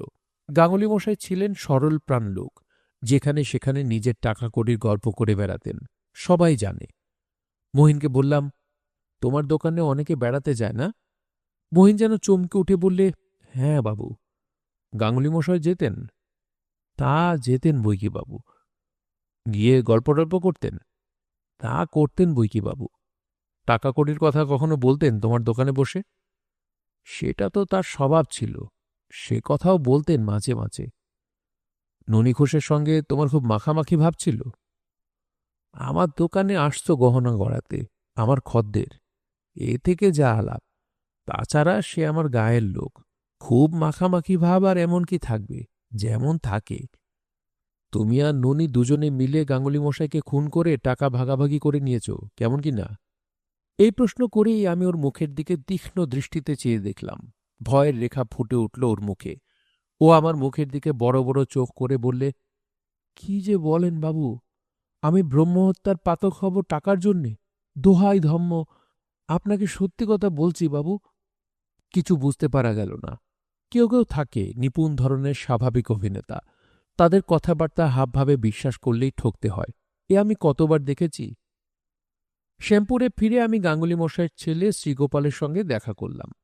শ্রীগোপাল বলে, থানা থেকে দারোগাবাবু আর ইন্সপেক্টর বাবু এসেছিলেন, আপনাকে খুঁজছিলেন। তুমি গহনার কথা কিছু বললে নাকি তাদের? না, আমি কেন সে কথা বলতে যাব? আমাকে কোনো কথা তো বলে দেননি। বেশ করেছ। ওরা আপনার সেই কাঠের তক্তা মতো জিনিসটা দেখতে চাইছিলেন। কেন? সে কথা কিছু বলেননি। তারাও দেখে কিছু করতে পারেন, আমি তাদের দিয়ে দিতে প্রস্তুত আছি, কিন্তু তারা পারবেন বলে আমার ধারণা নেই। বিকেলের দিকে আমি নির্জনে বসে অনেকক্ষণ ভাবলাম। আমার দৃঢ় বিশ্বাস মিসপি জাতির কাষ্ঠনির্মিত রক্ষাকবচের সঙ্গে এই খুনির যোগ আছে। সেই রক্ষাকবচ প্রাপ্তি এমন একটা অপ্রত্যাশিত ঘটনা যে আমার কাছে সেটা রীতিমতো সমস্যা হয়ে উঠছে ক্রমশ। ননী ঘোষের সঙ্গেও এর সম্পর্ক এমন নিবিড় হয়ে উঠেছে যেটা আর কিছুতেই উপেক্ষা করা চলে না। শীতল পোদ্দারের দোকানের টাকার কথা যদি পুলিশকে বলি, তবে তারা এক্ষুনি ননীকে গ্রেপ্তার করে। কিন্তু সেদিক থেকে মস্ত বাধা হচ্ছে, সে টাকা যে ননী ঘোষ দিয়েছিল মহিনকে, তার প্রমাণ কি? মহিনের কথার উপর নির্ভর করা ছাড়া এক্ষেত্রে অন্য কোনো প্রমাণ নেই। শীতল পোদ্দারও তো ভুল করতে পারে। হয়তো এমনও হতে পারে মহিন শেখরাই আসল খুনি। তার দোকানে বসে গাঙ্গুলি মশাই কখনো টাকার গল্প করে থাকবেন, তারপর সুবিধে পেয়ে মহিন গাঙ্গুলি মশাইকে খুন করেছে। পোতা টাকা পোদ্দারের দোকানে চালিয়ে এখন ননীর ওপর দোষ চাপাচ্ছে। ননী ঘোষের সঙ্গে সন্ধ্যার সময় দেখা করলাম। ওকে দেখেই কিন্তু আমার মনে কেমন সন্দেহ হল। লোকটার মধ্যে কোথায় কি গলদ আছে। ও খুব সাচ্চা লোক নয়। আমাকে দেখে প্রতিবারই ও কেমন হয়ে যায়। লোকটা ধূর্তও বটে, ওর চোখ মুখের ভাবেও সেটা বোঝা যায় বেশ। ওকে জিজ্ঞেস করলাম, তুমি মহিনের দোকান থেকে তাবিজ গড়িয়েছ সম্প্রতি? ননী বিবর্ণ মুখে আমার দিকে চেয়ে বললে, হ্যাঁ তা, হ্যাঁ বাবু। অত টাকা হঠাৎ পেলে কোথায়? হঠাৎ কেন বাবু, আমরা তিন পুরুষে ঘি মাখনের ব্যবসা করি। টাকা হাতে ছিল, তা ভাবলাম নগদ টাকা পাড়াগায় রাখা। নগদ টাকা দিয়েছিলেন না নোটে? নগদ। সব টাকা তোমার ঘি মাখন বিক্রির টাকা? হ্যাঁ বাবু। ননীকে ছেড়ে দিয়ে গ্রামের মধ্যে বেড়াতে বেরুলাম। ননী অত্যন্ত ধূর্ত লোক, ওর কাছ থেকে কথা বার করা চলবে না দেখা যাচ্ছে। বেড়াতে বেড়াতে গাঙ্গুলি মশাইয়ের বাড়ির কাছে গিয়ে পড়েছি। এমন সময় দেখি কে একজন ভদ্রলোক গাঙ্গুলি মশাইয়ের ছেলে শ্রীগোপালের সঙ্গে দাঁড়িয়ে কথা কইছেন। আমাকে দেখে শ্রীগোপাল বললে, এই যে আসুন, চা খাবেন? না, এখন খাবো না, ব্যস্ত আছি। আসুন, আলাপ করিয়ে দিই। ইনি সুশীল রায়, আর ইনি জানকীনাথ বড়ুয়া, আমাদের পাড়ার জামাই, আমার বাড়ির পাশের ওই বুড়ি দিদিমার জামাই। উনি একটু একটু মানে ওকে সব বলেছিলাম। আমি বুঝলাম জানকী বড়ুয়া আর যাই হোক, সে আমার প্রতিদ্বন্দ্বী আর একজন প্রাইভেট ডিটেকটিভ। মনটা হঠাৎ যেন বিরূপ হয়ে উঠল শ্রীগোপালের প্রতি। সে আমার উপর এরই মধ্যে আস্থা হারিয়ে ফেলেছে এবং কোথা থেকে আরেকজন গোয়েন্দা আমদানি করে তাকে সব ঘটনা খুলে বলছিল। আমাকে আসতে দেখে থেমে গিয়েছে। আমি জানকীবাবুকে বললাম, আপনি কি বুঝছেন? কি সম্বন্ধে? খুন সম্বন্ধে। কিছুই না, তবে আমার মনে হয়। কি বলুন? এখানকার লোকই খুন করেছে। আপনি বলছেন এই গায়েরই লোক? এই গায়ের জানাশোনার লোক ভিন্ন এ কাজ হয়নি। ননী ঘোষের সম্বন্ধে আপনার মনে কি হয়? আমি বিস্মিতভাবে জানকীবাবুর মুখের দিকে চাইলাম। তাহলে শ্রীগোপাল দেখছি ননী ঘোষের কথাও এই ভদ্রলোকের কাছে বলেছে। ভারী রাগ হল শ্রীগোপালের ব্যবহারে। আমার ওপর তাহলে আদৌ আস্থা নেই ওর দেখছি। একবার মনে হল জানকীবাবুর কথার কোনো উত্তর আমি দেব না। অবশেষে ভদ্রতা বোধেরই জয় হল। বললাম, ননী ঘোষের কথা আপনাকে কে বললে? কেন, শ্রীগোপালের মুখে সব শুনেছি।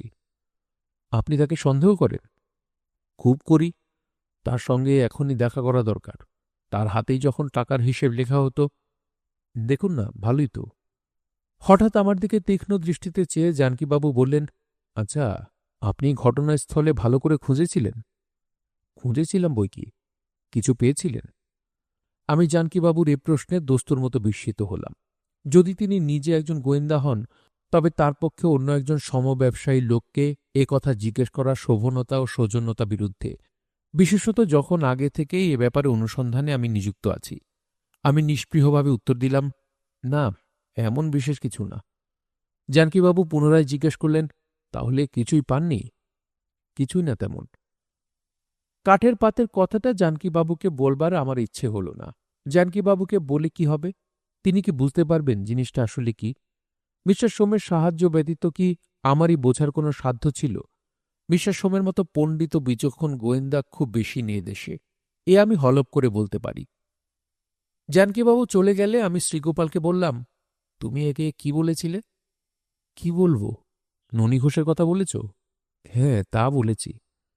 আমি ওকে তিরস্কারের সুরে বললাম, আমাকে তোমার বিশ্বাস না হতে পারে, তা বলে আমার আবিষ্কৃত ঘটনার সূত্রগুলো তোমার অন্য ডিটেকটিভকে দেওয়ার কি অধিকার আছে? শ্রীগোপাল চুপ করে রইল। ওর নির্বুদ্ধিতায় ও অবিবেচকতায় আমি যার পণ্যায় বিরক্তি বোধ করলাম। সেদিন সন্ধ্যার কিছু আগে আমি মহিন শেখরার সঙ্গে আবার দেখা করতে গেলাম। মহিন আমায় দেখে ভয়ে ভয়ে একটা টুল পেতে দিলে বসবার জন্যে। আমি বললাম, মহিন, একটা সত্যি কথা বলবে? কি বলুন? তোমার সঙ্গে ননির ঝগড়া বিবাদ হয়েছিল কিছুকাল আগে। মহিন আমার দিকে অবাক হয়ে চেয়ে থেকে বললে, ননি বলেছে বুঝি? সব মিথ্যে কথা ওর বাপু, সব মিথ্যে। আমি কড়া সুরে বললাম, ঝগড়া হয়েছিল তাহলে? সত্যি বলো। মহিন চুপ করে রইল অনেকক্ষণ। তারপর আস্তে আস্তে বললে, হয়েছিল বাবু, কিন্তু আমার তাতে কোনো দোষ। আমি সে কথা বলিনি। ঝগড়া হয়েছিল কিনা জিজ্ঞেস করছি। হ্যাঁ বাবু। কি নিয়ে ঝগড়া হয়েছিল বলো এবার? সোনার দর নিয়ে বাবু। আচ্ছা, তুমি শ্রীগোপালের কাছে ননী ঘোষের তাবিজ গড়ানোর কথা এই জন্যে বলেছিলে কেমন, ঠিক কি না? হ্যাঁ বাবু। তুমি তখন ভেবেছিলে যে ননী ঘোষই খুন করেছে? তা না। ঠিক বলো। না বাবু। তাহলে তুমিও যে দোষী হবে আইনত তাই ভাবছ বুঝি? মহিন শেখরা ভয়ে ঠকঠক করে কাঁপতে লাগল। বললে, বাবু, তা তা তোমাকে গ্রেপ্তারের জন্য থানায় খবর দেব? মহিন আমার পা জড়িয়ে ধরে বললে, দোহাই বাবু, আমার সব কথা শুনুন আগে। আপনি দেশের লোক, আমার সর্বনাশ করবেন না বাবু। কাচ্চা বাচ্চা মারা যাবে। কি বলো? তখন আমিও লুটের টাকা বললে সন্দেহ করিনি। কি করে করব বলুন বাবু? তা কি সম্ভব? তবে কখন সন্দেহ করলে? বাবু, শ্রীগোপালই আমায় বললে আপনি ননী ঘোষকে সন্দেহ করেন। তখন আমি ভাবলাম গহনার কথাটা প্রমাণ না করলে আমি মারা যাব এরপরে, তাই বলেছিলাম। শ্রীগোপালের নির্বুদ্ধিতা দেখছি নানা দিক থেকে প্রকাশ পাচ্ছে। যদি ওর বাবার খুনের আসামি ধরা না পড়ে, তবে সেটা ওর নির্বুদ্ধিতার জন্যই ঘটবে। কথাটা শ্রীগোপালকে বলবার জন্যে তার বাড়ির দিকে চললাম। রাস্তাটা বাড়ির পেছনের দিকে। শিগগির হবে বলে শর্টকাট করে গেলাম বনের মধ্যে দিয়ে, সেই বন যেখানে আমি সেদিন মিসমি জাতির কবচ ও দাঁতন কাঠির গোড়া সংগ্রহ করেছিলাম। অন্ধকারেই যাচ্ছিলাম। হঠাৎ একটা সাদা মতো কি কিছু দূরে দেখে থমকে দাঁড়িয়ে গেলাম। জিনিসটা নড়ছে চড়ছে আবার। অন্ধকারের জন্যে ভয় যেন বুকে রক্ত হিম করে দিলে। এই বনের পরেই গাঙ্গুলি মশায়ের বাড়ি। গাঙ্গুলি মশায়ের ভূত নাকি রে বাবা? হঠাৎ একটা টর্চ জ্বলে উঠল। সঙ্গে সঙ্গে কে কড়া গলায় হাঁকলে, কে ওখানে? আমিও তো তাই জিজ্ঞেস করতে যাচ্ছিলাম, কে আপনি? ও! আমার সামনে সোজা হয়ে দাঁড়িয়ে পড়ল একটা মনুষ্য মূর্তি, এবং টর্চের আলো আধার কেটে গেলে দেখলাম সে জানকীবাবু ডিটেকটিভ। বিস্ময়ের সুরে বললাম, আপনি কি করছিলেন অন্ধকারে বনের মধ্যে? জানকীবাবু অপ্রতিভ সুরে বললেন, আমি এই এই ও বুঝেছি, মনে কিছু করবেন না, হঠাৎ এসে পড়েছিলাম এখানে। তাড়াতাড়ি পাশ কাটিয়ে চলিয়ে গিয়ে ভদ্রলোক শুধু অপ্রতিভ নয়, যেন হঠাৎ ভীত ত্রস্ত হয়ে পড়েছেন। কি মুশকিল! এসব পাড়াগায়ে শহরের মতো বাথরুমের বন্দোবস্ত না থাকতে সত্যিই অনেকের বড় অসুবিধে হয়। জানকী বড়ুয়া প্রাইভেট ডিটেকটিভকে এই অন্ধকারে গাঙ্গুলি মশায়ের ভূত বলে মনে হয়েছিল ভেবে আমার খুব হাসি পেল। ভদ্রলোককে কি বিপন্নই করে তুলেছিলাম। সেদিন সন্ধ্যার পরে শ্রীগোপালের বাড়ি বসে চা খাচ্ছি। এমন সময় জানকীবাবু আমার পাশে এসে বসলেন। তাকেও চা দেওয়া হল। জানকীবাবু দেখলাম বেশ মজলিশি লোক। চা খেতে খেতে তিনি নানা মজার মজার গল্প বলতে লাগলেন। আমায় বললেন, আমি তো মশাই গায়ের জামাই, আজ 14 বছর বিয়ে করেছি। কাকে না চিনি বলুন গ্রামে, সকলেই আমার আত্মীয়। আমি বললাম, আপনি এখানে প্রায় যাতায়াত করেন? তাহলে তো হবেই আত্মীয়তা। আমার স্ত্রী মারা গিয়েছে আজ বছর 3 তারপর আমি প্রায় আসি না। তবে শাশুড়ি ঠাকরুন বৃদ্ধা হয়ে পড়েছেন, আমার আসার জন্য চিঠি লেখেন, না এসে পারিনি। ছেলেপুলে কি আপনার? একটি ছেলে হয়েছিল, মারা গিয়েছে, এখন আর কিছুই নেই। হঠাৎ জানকীবাবু আমার মুখের দিকে চেয়ে আমায় জিজ্ঞেস করলেন, আচ্ছা, গাঙ্গুলি মশাইয়ের খুন সম্বন্ধে পুলিশ কোনো সূত্র পেয়েছে বলে আপনার মনে হয়? কেন বলুন তো? আমার বিশেষ কৌতূহল এ সম্বন্ধে। গাঙ্গুলি মশাই আমার শ্বশুরের সমান ছিলেন, বড় স্নেহ করতেন আমায়। তাঁর খুনের ব্যাপারের একটা কিনারা না হওয়া পর্যন্ত আমার মনে শান্তি নেই। আমার মনে কোনো অহংকার নেই মশাই। আমি এ খুনের কিনারা করি বা আপনি করুন, বা পুলিশই করুক, আমার পক্ষে সব সমান। যার দ্বারা হোক, কাজ হলেই হল। নাম আমি চাইনে। নাম কে চায় বলুন? আমিও নয়। তবে আসুন না, আমরা মিলেমিশে কাজ করি, পুলিশকেও বলুন। পুলিশ তো রাজি, তারা তো এতে খুব খুশি হবে। বেশ, তবে কাল থেকে আমার কোনো আপত্তি নেই। আচ্ছা, প্রথম কথা, আপনি কোনো কিছু সূত্র পেয়েছেন কিনা আমায় বলুন। আমি যা পেয়েছি আপনাকে বলি। আমি এখানে এখন বলবো না, পরে আপনাকে জানাবো। ননী ঘোষের ব্যাপারটা আপনি কি মনে করেন? সেদিন তো আপনাকে বলেছি ওকে আমার সন্দেহ হয়। আপনি ওকে সন্দেহ করেন? নিশ্চয় করি। আপনি ওর বিরুদ্ধে কোনো প্রমাণ পেয়েছেন? সেই গহনা ব্যাপারটাই তো ওর বিরুদ্ধে একটা বড় প্রমাণ। তা আমারও মনে হয়েছে, কিন্তু ওর মধ্যে গোলমালও যথেষ্ট। মহিন শেখরাকে নিয়ে তো আমি মহিনকে সন্দেহ করিনি। কেন বলুন তো? মহিন তো খাতা লিখত না গাঙ্গুলি মশায়ের, ভেবে দেখুন কথাটা। সেসব আমিও ভেবেছি, তাতেও জিনিসটা পরিষ্কার হয় না। চলুন না, দুজনে একবার ননির কাছে যাই। তার কাছে আমি গিয়েছিলাম, তাতে কোনো ফল হবে না। হিসাবের খাতাখানা কোথায়? পুলিশের জিম্মায়। আপনি ভালো করে দেখেছেন খাতাখানা? দেখেছি। দেখেছি বলেই তো ননিকে জড়াতে পারি না ভালো করে। কেন? শুধু ননির হাতের লেখা নয়, আরও অনেকের হাতের লেখা তাতে আছে। কার কার? জানকীবাবু ব্যগ্রভাবে প্রশ্নটা করে আমার মুখের দিকে যেন উৎকণ্ঠিত আগ্রহে উত্তরের প্রতীক্ষায় চেয়ে রইলেন। আমি মৃত মুসলমান ভদ্রলোকটির ওই স্কুলের ছাত্রটির কথা তাঁকে বললাম। জানকীবাবু বললেন, ও এই, সে তো আমি জানি, শ্রীগোপালের মুখে শুনেছি। যা শুনেছেন তার বেশি আমার কিছু বলবার নেই। পরদিন সকালে ননী ঘোষ এসে আমার কাছে হাজির হল, বলে, বাবু, আপনার সঙ্গে একটা কথা আছে। কি? জানকীবাবু এ গায়ের জামাই বলে খাতির করি, কিন্তু উনি কাল রাতে আমায় যেরকম গালমন্দ দিয়ে এসেছেন তাতে আমি বড় দুঃখিত। বাবু, যদি দোষ করে থাকি পুলিশে দিন, গালমন্দ কেন? তুমি বড় চালাক লোক ননি, আমি সব বুঝি। পুলিশে দেবার হলে তোমাকে একদিনও হাজতের বাইরে রাখবো ভেবেছ? বাবু কি আমাকে এখনো সন্দেহ করেন? লোকটা সাংঘাতিক ধূর্ত। আমার দৃঢ় বিশ্বাস, এখন যেই করুক ননী তার মধ্যে নিশ্চয়ই জড়িত, অথচ ও ভেবেছে যে আমার চোখে ধুলো দেবে। বললাম, সে কথা এখন নয়, এই মাসের মধ্যেই জানতে পারবে। বাবু, আপনি আমাকে যতই সন্দেহ করুন, ধর্ম যতদিন মাথার উপরে আছে। ধূর্ত লোকেরাই ধর্মের দোহাই পারে বেশি। লোকটার উপর সন্দেহ দ্বিগুণ বেড়ে গেল। সারাদিন অন্য কাজে ব্যস্ত ছিলাম। সন্ধ্যার পরে আহারাদি সেরে অনেকক্ষণ বই পড়লাম। তারপর আলো নিভিয়ে দিয়ে নিদ্রা দেবার চেষ্টা করলাম, কিন্তু কেন জানি না অনেক রাত পর্যন্ত ঘুম হল না, এবং বোধহয় সেই জন্যেই সেই রাতে আমার প্রাণ বেঁচে গেল। ব্যাপারটা কি হলো খুলে বলি। সেও এক কৃষ্ণপক্ষের গভীর অন্ধকার রাত্রি। মাঝে মাঝে বৃষ্টি পড়ছে, আবার থেমে যাচ্ছে, অথচ গুমোট কাটেনি। আমার ঘরটার উত্তর দিকে একটা মাত্র কাঠের গড়াদে দেওয়া জানলা, জানলার সামনাসামনি দরজা। পশ্চিম দিকের দেওয়ালে জানলা নেই, একটা ঘুলঘুলি আছে মাত্র। রাত প্রায় 1টা কি তার বেশি। আমার ঘুম আসেনি, তবে সামান্য একটু তন্দ্রার ভাব এসেছে। হঠাৎ বাইরে ঘুলঘুলির ঠিক নিচেই যেন কার পায়ের শব্দ শোনা গেল। গরু কি ছাগলের পায়ের শব্দ হওয়া বিচিত্র নয়, বিশেষ গ্রাহ্য করলাম না। তারপর শব্দটা সেদিক থেকে আমার শিয়রের জানলার কাছে এসে থামল।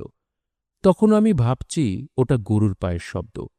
এমন সময় আমার বিস্মিত দৃষ্টির সামনে দিয়ে অস্পষ্ট অন্ধকারের মধ্যে কার একটা সুদীর্ঘ হাত একেবারে আমার বুকের কাছে, ঠিক বুকের ওপর এসে পৌঁছল।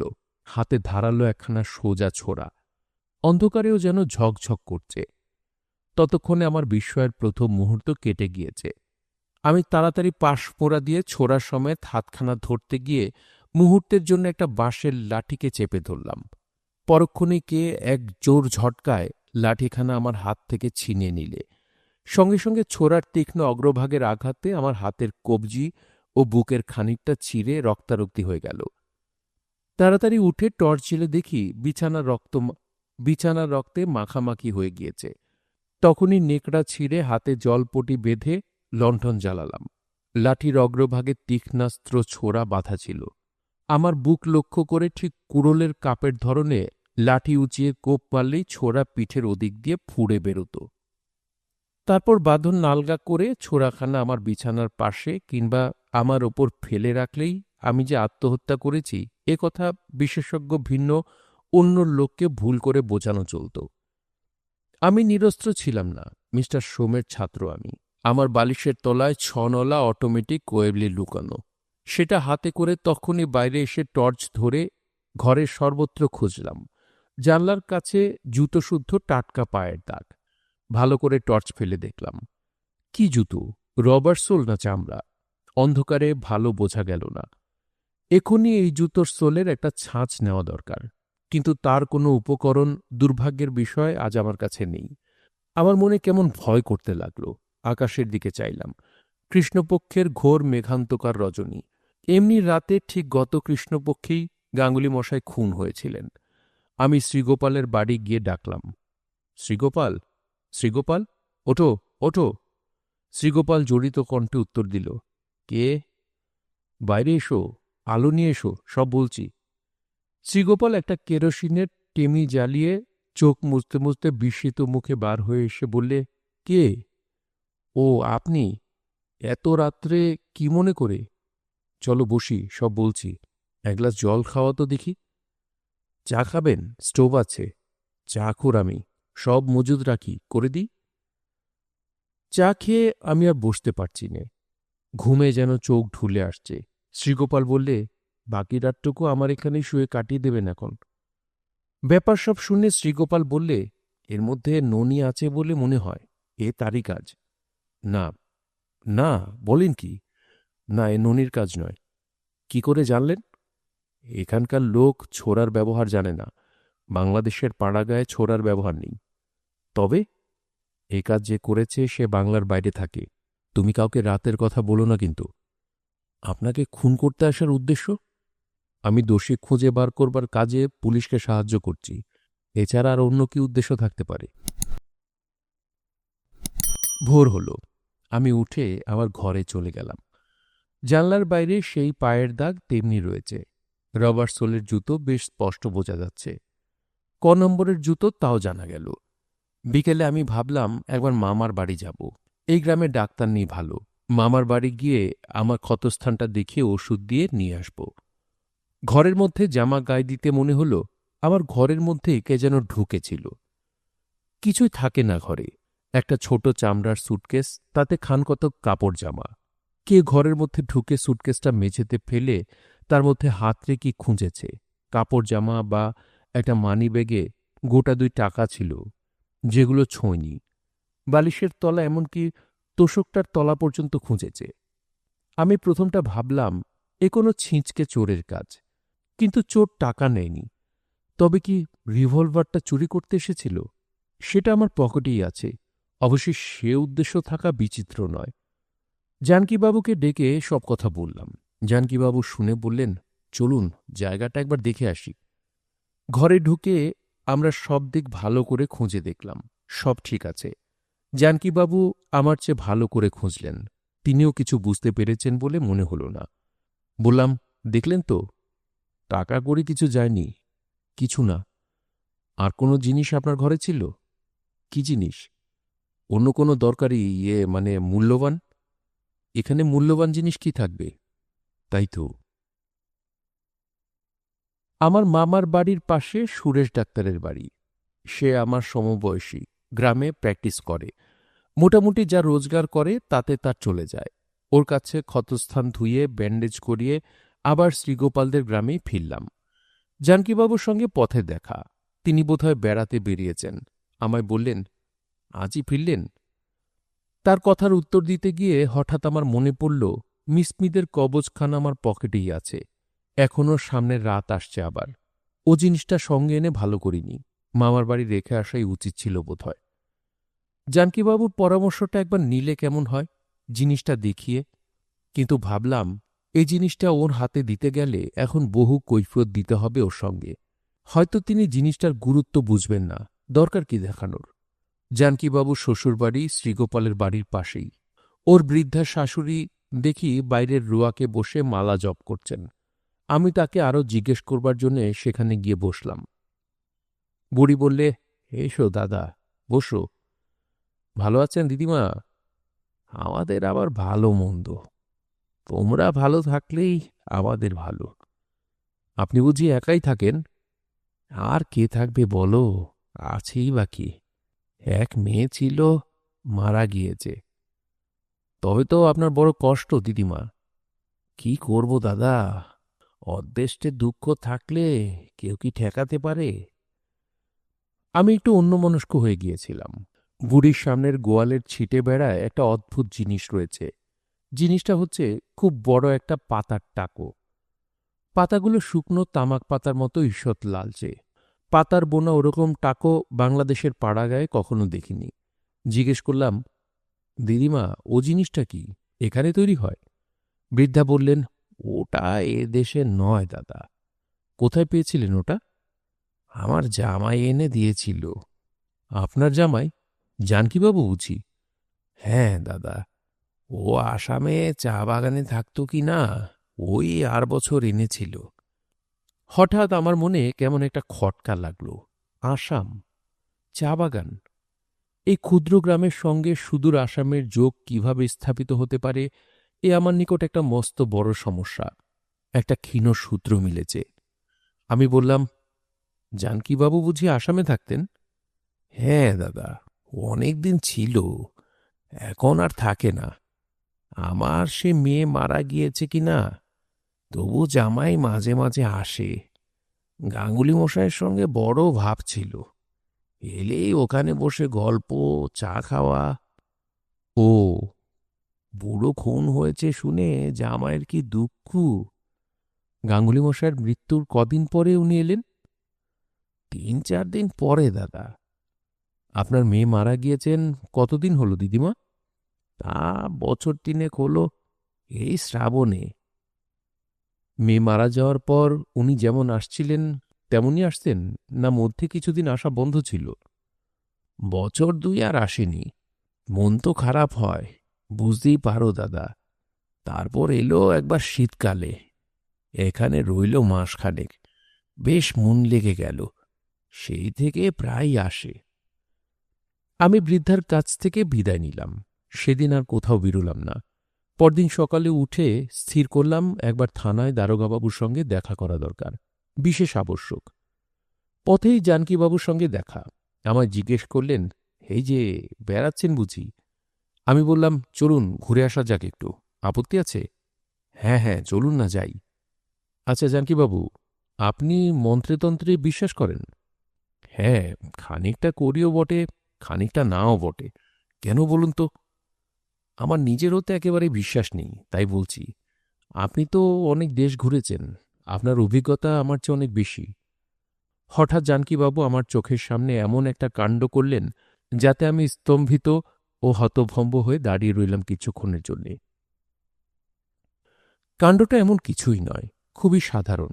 জানকীবাবু পথের পাশে ঝোপের জঙ্গলের দিকে চেয়ে বললেন, দাঁড়ান, একটা দাঁতন ভেঙিনি, সকালবেলাটা। তারপর তিনি আমার সামনে পথের ধারে একটা শেওড়া ডাল ঘুরিয়ে ভেঙে নিলেন দাঁতন কাঠির জন্যে। আমার ভাবান্তর অতি অল্পক্ষণের জন্যে। পরক্ষণে আমি সামলে নিয়ে তার সঙ্গে সহজভাবে কথাবার্তা বলতে শুরু করলাম। ঘণ্টাখানেক পরে ঘুরে এসে আমি ভাঙার শেওড়া ডালটা ভালো করে লক্ষ্য করে দেখি, সঙ্গে সেদিনকার সেই দাঁতন কাঠির শুকনো গোড়াটা এনেছিলাম। যে বিশেষ ভঙ্গিতে আগের গাছটা ভাঙা হয়েছে, এটাও অবিকল তেমন ভঙ্গিতে ঘুরিয়ে ঘুরিয়ে ভাঙা। কোনো তফাৎ নেই। আমার মাথার মধ্যে ঝিমঝিম করছিল। আসাম, দাঁতন কাঠি, দুটো অতি সাধারণ অথচ অত্যন্ত অদ্ভুত সূত্র। জানকীবাবুর এখানে গত 1 বছর ধরে ঘন ঘন আসা যাওয়া, পত্নী বিয়োগ সত্ত্বেও শ্বশুরবাড়ি আসার তাগিদ, গাঙ্গুলি মশাইয়ের সঙ্গে বন্ধুত্ব। মিসেস সোম একবার আমায় বলেছিলেন, অপরাধী বলে যাকে সন্দেহ করবে তখন তার পদমর্যাদা বা বাইরের ভদ্রতা, এমনকি সম্বন্ধ সম্পর্কের ঘনিষ্ঠতা ইত্যাদিকে আদৌ আমল দেবে না। জানকীবাবুর সম্বন্ধে আমার গুরুতর সন্দেহ জাগল মনে। একটা সূত্র এবার অনুসন্ধান করা দরকার, অত্যন্ত দরকারি একটা সূত্র। সকালে উঠে গিয়ে দারোগার সঙ্গে দেখা করলাম থানায়। দারোগাবাবু আমায় দেখে বললেন, কি, কোনো সন্ধান করা গেল? করে ফেলেছি প্রায়। এখন যে খাতার পাতাখানা আপনার কাছে আছে সেখানা একবার দরকার। ব্যাপার কি শুনি? এখন কিছু বলছি নে, হাতের লেখা মেলানোর ব্যাপার আছে একটা। কিরকম? গাঙ্গুলি মশাইয়ের খাতা লিখত যে কজন, তাদের সবার হাতের লেখা জানি, কেবল একটা হাতের লেখার ছিল অভাব, তাই না? সে তো আমি আপনাকে বলি। এখন সেই লোক কি হতে পারে তার একটা আন্দাজ করে ফেলেছি। তার হাতের লেখার সঙ্গে এখন সেই পাতার লেখাটা মিলিয়ে দেখতে হবে। লোকটার বর্তমান হাতের লেখা পাওয়ার সুবিধে হবে। জোগাড় করতে চেষ্টা করছি, যদি মিলে আমি সন্দেহক্রমে তাকে পুলিশে ধরিয়ে দিব। আমায় বলবেন, আমি গিয়ে গ্রেপ্তার করে নিয়ে আসব। ওয়ারেন্ট বের করিয়ে নিতে যা দেরি, বাকিটুকু কিন্তু আপনাদের হাতে। সে ভাববেন না, যদি আপনার সংগৃহীত প্রমাণের জোর থাকে তবে বাকি সব আমি করে নেব। এই কাজ করছি আজ 17 বছর। আমি গ্রামে ফিরে একদিনও চুপ করে বসে রইলাম না। এসব ব্যাপারে দেরি করতে নেই, করলে ঠকতে হয়। জানকীবাবুর শাশুড়ির সঙ্গে দেখা করলাম। শুনলাম জানকীবাবু মাছ ধরতে গিয়েছেন কোথাকার পুকুরে। আর মাত্র 2 দিন তিনি এখানে আছেন। এই 2 দিনের মধ্যেই সব বন্দোবস্ত করে ফেলতে হবে। আমি বললাম, দিদিমা, জানকীবাবু আপনাকে কিছু কিছু টাকা পাঠান শুনেছি। না দাদা, ও কথা কার কাছে শুনেছ? জামাই তেমন লোকই নয়। পাঠান না? আরও উল্টে ন্যায় ছাড়া দেয় না। মেয়ে থাকতে তবু যা দিত, এখন একেবারে উপর হাতটি করে না কোনোদিন। যাক, চিঠিপত্র দিয়ে খোঁজখবর নেন তো তাহলেই হল। তাও কখনো কখনো বছরে একবার বিজয়ার প্রণাম জানিয়ে একখানা লেখে। খাম না পোস্টকার্ড? হ্যাঁ, খাম না রেজিস্টারি চিঠি। তুমিও যেমন দাদা, মেয়ে বেঁচে না থাকলেই জামাই পর হয়ে যায়, তার উপর কি কোনো দাবি থাকে দাদা? 2 লাইন লিখে সেরে দেয়। কই দেখি আছে নাকি চিঠি? ওই চালের বাতায় গোঁজা আছে, দেখো না। খুঁজে খুঁজে নাম দেখে একখানা পুরনো পোস্টকার্ড চালের বাতা থেকে বের করে বৃদ্ধাকে পড়ে শোনালুম। বৃদ্ধা বললেন, ওই চিঠি দাদা। আরও 2-1টা কথা বলে চিঠিখানা নিয়ে চলে এলাম সঙ্গে করে। জানকীবাবু যদি একথা এখন শুনতেও পান যে তার লেখা চিঠি সঙ্গে করে নিয়ে এসেছি, তাহলে আমার কোনো ক্ষতির কারণ নেই। থানার দারোগার সামনে বসে হাতের লেখা দুটো মেলানো হলো। অদ্ভুত ধরনের মিল। 2-1টা অক্ষর লেখার বিশেষ ভঙ্গিটা উভয় হাতের লেখাতেই একই রকম। দারোগাবাবু বললেন, তবুও একজন হাতের লেখা বিশেষজ্ঞের মত নেওয়া দরকার নয় কি? সে তো কোর্টে প্রমাণের সময়, এখন ওসব দরকার নেই। আপনি সন্দেহক্রমে চালান দিন। আমায় অন্য কারণগুলো সব বলুন। একে একে সব বলবো, তার আগে একবার কলকাতায় যাওয়া দরকার। মিস্টার সোমের সঙ্গে দেখা করলাম কলকাতায়। সব বললাম তাকে খুলে। তিনি বললেন, একটা কথা বলি, তোমাদের সাক্ষী সাবুত প্রমাণ সূত্রাদির চেয়েও একটা বড় জিনিস আছে। এটা সূত্র ধরে অপরাধী বের করতে বড় সাহায্য করে। অন্তত আমায় তো অনেকবার যথেষ্ট সাহায্য করেছে। সেটা হলো অঙ্কশাস্ত্র। অঙ্ক। চান্সের আক্রোশে বোঝা যায় যে একজন লোক যে আসামে থাকে বলবে, অথচ দাঁতন করবে, অথচ তার হাতের লেখার সঙ্গে যাকে সন্দেহ করা হচ্ছে তার হাতের লেখার হুবহু মিল থাকবে। এ ধরনের ব্যাপার হয়তো 3,000-এর মধ্যে একটা ঘটে। এক্ষেত্রে যে সেরকম ঘটেছে এমন মনে করবার কোনো কারণ নেই। সুতরাং ধরে নিতে হবে ও সেই লোকই। সেদিন কলকাতা থেকে চলে এলাম। আসবার সময় একবার থানায় দারোগাবাবুর সঙ্গে দেখা করি। তিনি বললেন, আপনি লোক পাঠালেই আমি সব ব্যবস্থা করব। ওয়ারেন্ট বার হয়েছে? এখনও হস্তগত হয়নি, আজকাল পেয়ে যাব। গ্রামে ফিরে 2-3 দিন চুপচাপ বসে রইলাম শ্রীগোপালের বাড়িতে। খবর নিয়ে জানলাম জানকীবাবু 2-1 দিনের মধ্যেই এখান থেকে চলে যাবেন। থানার দারোগার কাছে চিঠি দিয়ে আসতে বলে দিলাম। পকেটে মিচমিদের কবজখানা রেখে আমি জানকীবাবুর সন্ধানে ফিরতে থাকি এবং একটু পরে পেয়েও যাই। জানকীবাবুকে কৌশল করে নির্জনে গায়ের মাঠের দিকে নিয়ে গেলাম। আজ একবার শেষ পরীক্ষা করে দেখতে হবে, হয় এসপার নয় ওসপার। জানকীবাবু বললেন, আপনার কাজ কতদূর এগুলো? 1 পাও না। আপনি কি বলেন? আমি তো ভাবছি ননির সম্বন্ধে থানায় গিয়ে বলবো। সন্দেহের কারণ পেয়েছেন? না পেলে কি আর বলছি? আচ্ছা জানকীবাবু, আপনি বুঝি আসামে ছিলেন? কে বললে? আমি শুনলাম যেন সেদিনকার মুখে। না, আমি কখনো আসামে ছিলাম না। যিনি বলেছেন তিনি জানেন না। আমার মনে ভীষণ সন্দেহ হল, জানকীবাবু এই কথা বলতে চান কেন? তবে কি তিনি মিসমিদের কবজ হারানো এবং বিশেষ করে সেখানা যদি আমার হাতে পড়ে বা পুলিশের কোনো সুযোগ্য ডিটেকটিভের হাতে পড়ে, তবে তার গুরুত্ব সম্বন্ধে সম্পূর্ণ অবহিত? আমি তখন আমার কর্তব্য স্থির করে ফেলেছি। বললাম, মানে অন্য কেউ বলেনি?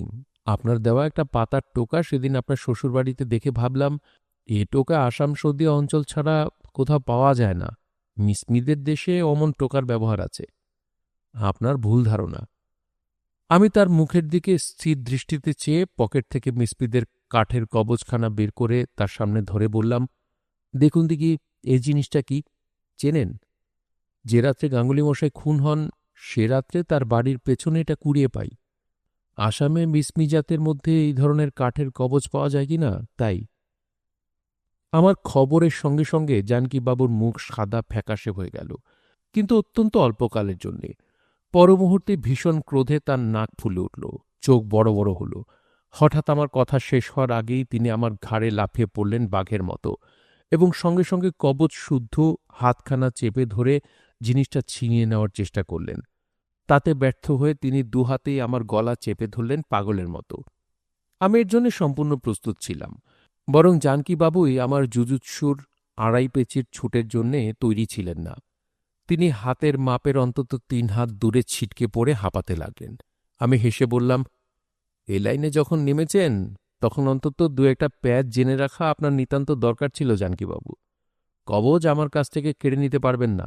কবজ আপনাকে ছেড়ে দিয়েছে, এখন এটা আমার হাতে।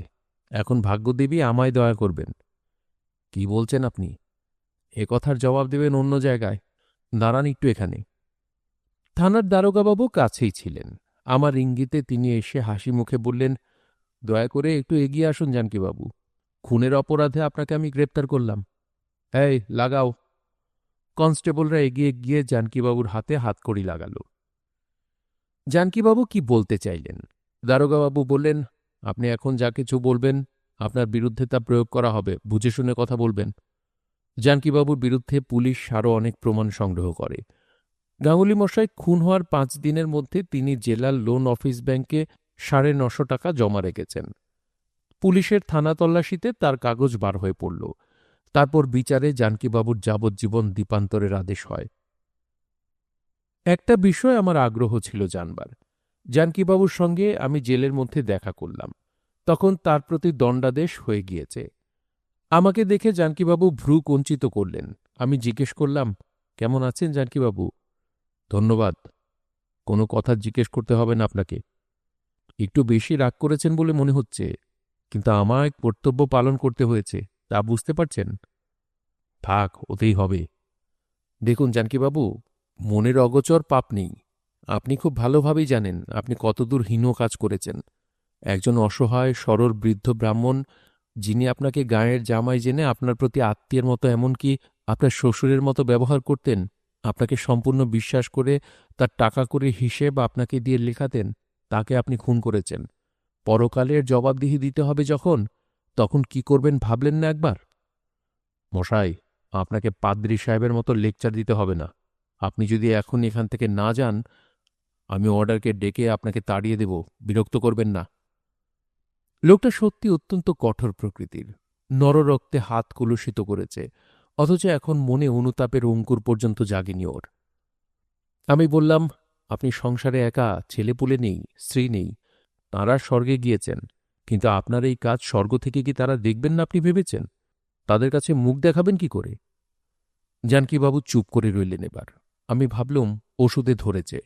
আগের কথাটা আরও সুস্পষ্টভাবে বললাম, জানি না আজ জানকীবাবুর হৃদয়ের নিভৃত কোণে তার পরলোকগত স্ত্রীপুত্রের জন্যে এতটুকু স্নেহপ্রীতি জাগ্রত আছে কিনা, কিন্তু আমার যতদূর সাধ্য তার মনের সেদিকটাতে আঘাত দেবার চেষ্টা করলাম।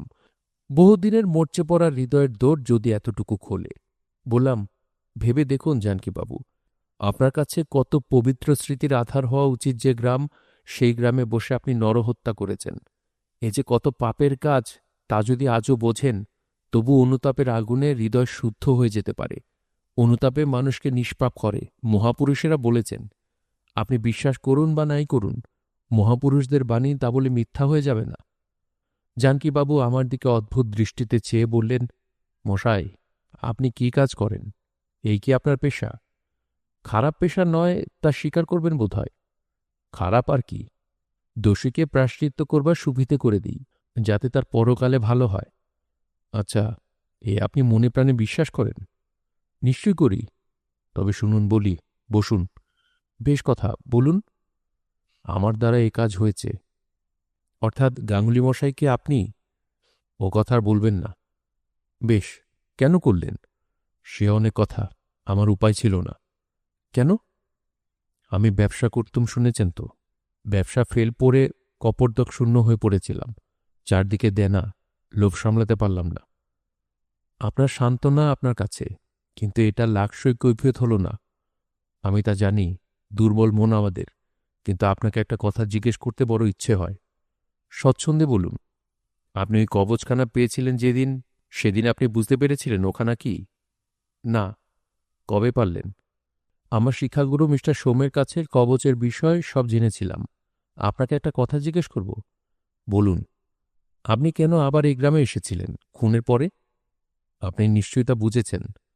আন্দাজ করেছি, কবচখানা হারিয়ে গিয়েছিল খুনের রাত্রি, সেখানা খুঁজতে এসেছিলেন। ঠিক তাই। সেদিন গাঙ্গুলি মশাইয়ের বাড়ির পেছনের জঙ্গলে অন্ধকারে ওটা খুঁজছিলেন কেন, দিন মানে না খুঁজে? দিনেই খুঁজতে শুরু করেছিলাম, রাত হয়ে পড়ল। ওখানে যে হারিয়েছিলেন তা জানলেন কি করে? ওটা সম্পূর্ণ আন্দাজি ব্যাপার। কোনো জায়গা যখন খুঁজে পেলাম না, তখন মনে পড়ল ওই জঙ্গলে দাঁতন ভেঙেছিলাম, তখন পকেট থেকে পড়ে যেতে পারে, তাই। আমি ওর মুখে একটা ভয়ের চিহ্ন পরিস্ফুট হতে দেখলাম। বললাম, সব কথা খুলে বলুন। আমি এখনো আপনার সব কথা শুনিনি, তবে আপনার মুখ দেখে তা বুঝতে পারছি। জানকীবাবু ফিসফিস করে কথা বলতে লাগলেন, যেন তার গোপনীয় কথা শুনবার জন্য জেলের সেই ক্ষুদ্র কামরার মধ্যে কেউ লুকিয়ে ওত পেতে বসে রয়েছে। তার এ ভাব পরিবর্তনে আমি একটু আশ্চর্য হয়ে গেলাম। ভয়ে দুঃখে লোকটার মাথা খারাপ হয়ে গেল নাকি? আমায় বললেন, ওখানে এখন কোথায়? এক্সিবিট হিসেবে কোর্টেই জমা আছে। তারপর কে নিয়ে নেবে? আপনার সম্পত্তি। আপনার ওয়ারিশান কোর্টে দরখাস্ত করলে। জানকীবাবু ভয়ে যেন কোনো অদৃশ্য শত্রুকে দু হাত দিয়ে ঠেলে দেবার ভঙ্গিতে হাত নাড়তে নাড়তে বললেন, না না, আমিও চাইনে। আমার ওয়ারিশান কেউ নেই। ও আমি চাইনে। ওই সর্বনেশে কবজই আমাকে আজ এ অবস্থায় এনেছে। আপনি জানেন না ও কি। এই পর্যন্ত বলে তিনি চুপ করে গেলেন, যেন অনেকখানি বেশি বলে ফেলেছেন। যা বলবার ইচ্ছে ছিল তার চেয়েও বেশি। আর তিনি কিছু বলতে চান না বা ইচ্ছে করেন না। আমি বললাম, আপনি যদি না নিতে চান, আমার কাছে রাখতে পারি। আমার দিকে অবিশ্বাসের দৃষ্টিতে চেয়ে জানকীবাবু বললেন, আপনি সাহস করেন? এর মধ্যে সাহস করবার কি আছে? আমায় দেবেন? আপনি আমায় পুলিশে ধরিয়ে দিয়েছেন। আপনি আমার শত্রু। তবুও এখন ভেবে দেখছি আমার পাপের প্রায়শ্চিত্তের ব্যবস্থা করে দিয়েছেন আপনি। আপনার ওপর আমার রাগ নেই। আমি আপনাকে বন্ধুর মতো পরামর্শ দিচ্ছি, ও কবজ আপনি কাছে রাখতে যাবেন না। কেন? সে অনেক কথা। সংক্ষেপে বললাম, ও জিনিসটা দূরে রেখে চলবেন। আমি যে জন্যে আজ জানকীবাবুর কাছে এসেছিলাম সে উদ্দেশ্য সফল হতে চলেছে। আমি এসেছিলাম আজ ওর মুখে কবজের ইতিহাস কিছু শুনব বলে। আমার ওভাবে কথা পাড়বার মূলে এই একটা উদ্দেশ্য ছিল। অনুনয় সুরে কোনো কথা বলে জানকীবাবুর কাছে কাজ আদায় করা যাবে না, এ আমি আগেই বুঝেছিলাম। সুতরাং আমি তাচ্ছিল্যের সুরে বললাম, আমার কোনো কুসংস্কার নেই জানবেন। জানকীবাবু খোঁচা খেয়ে উদ্দীপ্ত হয়ে উঠে বললেন, কুসংস্কার কাকে বলেন আপনি? আপনার মতো ওইসব মন্ত্রতন্ত্র কবজে বিশ্বাস, ওর নাম যদি কুসংস্কার না হয়, তবে কুসংস্কার আর কাকে বলব? জানকীবাবু ক্রোধের সুরে বললেন, আপনি হয়তো ভালো ডিটেকটিভ হতে পারেন, কিন্তু দুনিয়ার সব জিনিসই তা বলে আপনি জানবেন? আমি পূর্বের মতো তাচ্ছিল্যের সুরেই বললাম, আমার শিক্ষাগুরু একজন আছেন, তার বাড়িতে ওরকম একখানা কবজ আছে।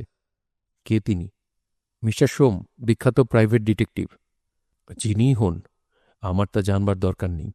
একটা কথা আপনাকে বলি, যদি আপনি তার মঙ্গল আকাঙ্ক্ষী হন, তবে অবিলম্বে তাকে বলবেন সেখানা গঙ্গার জলে ভাসিয়ে দিতে। কতদিন থেকে তার সঙ্গে সেখানা আছে জানেন?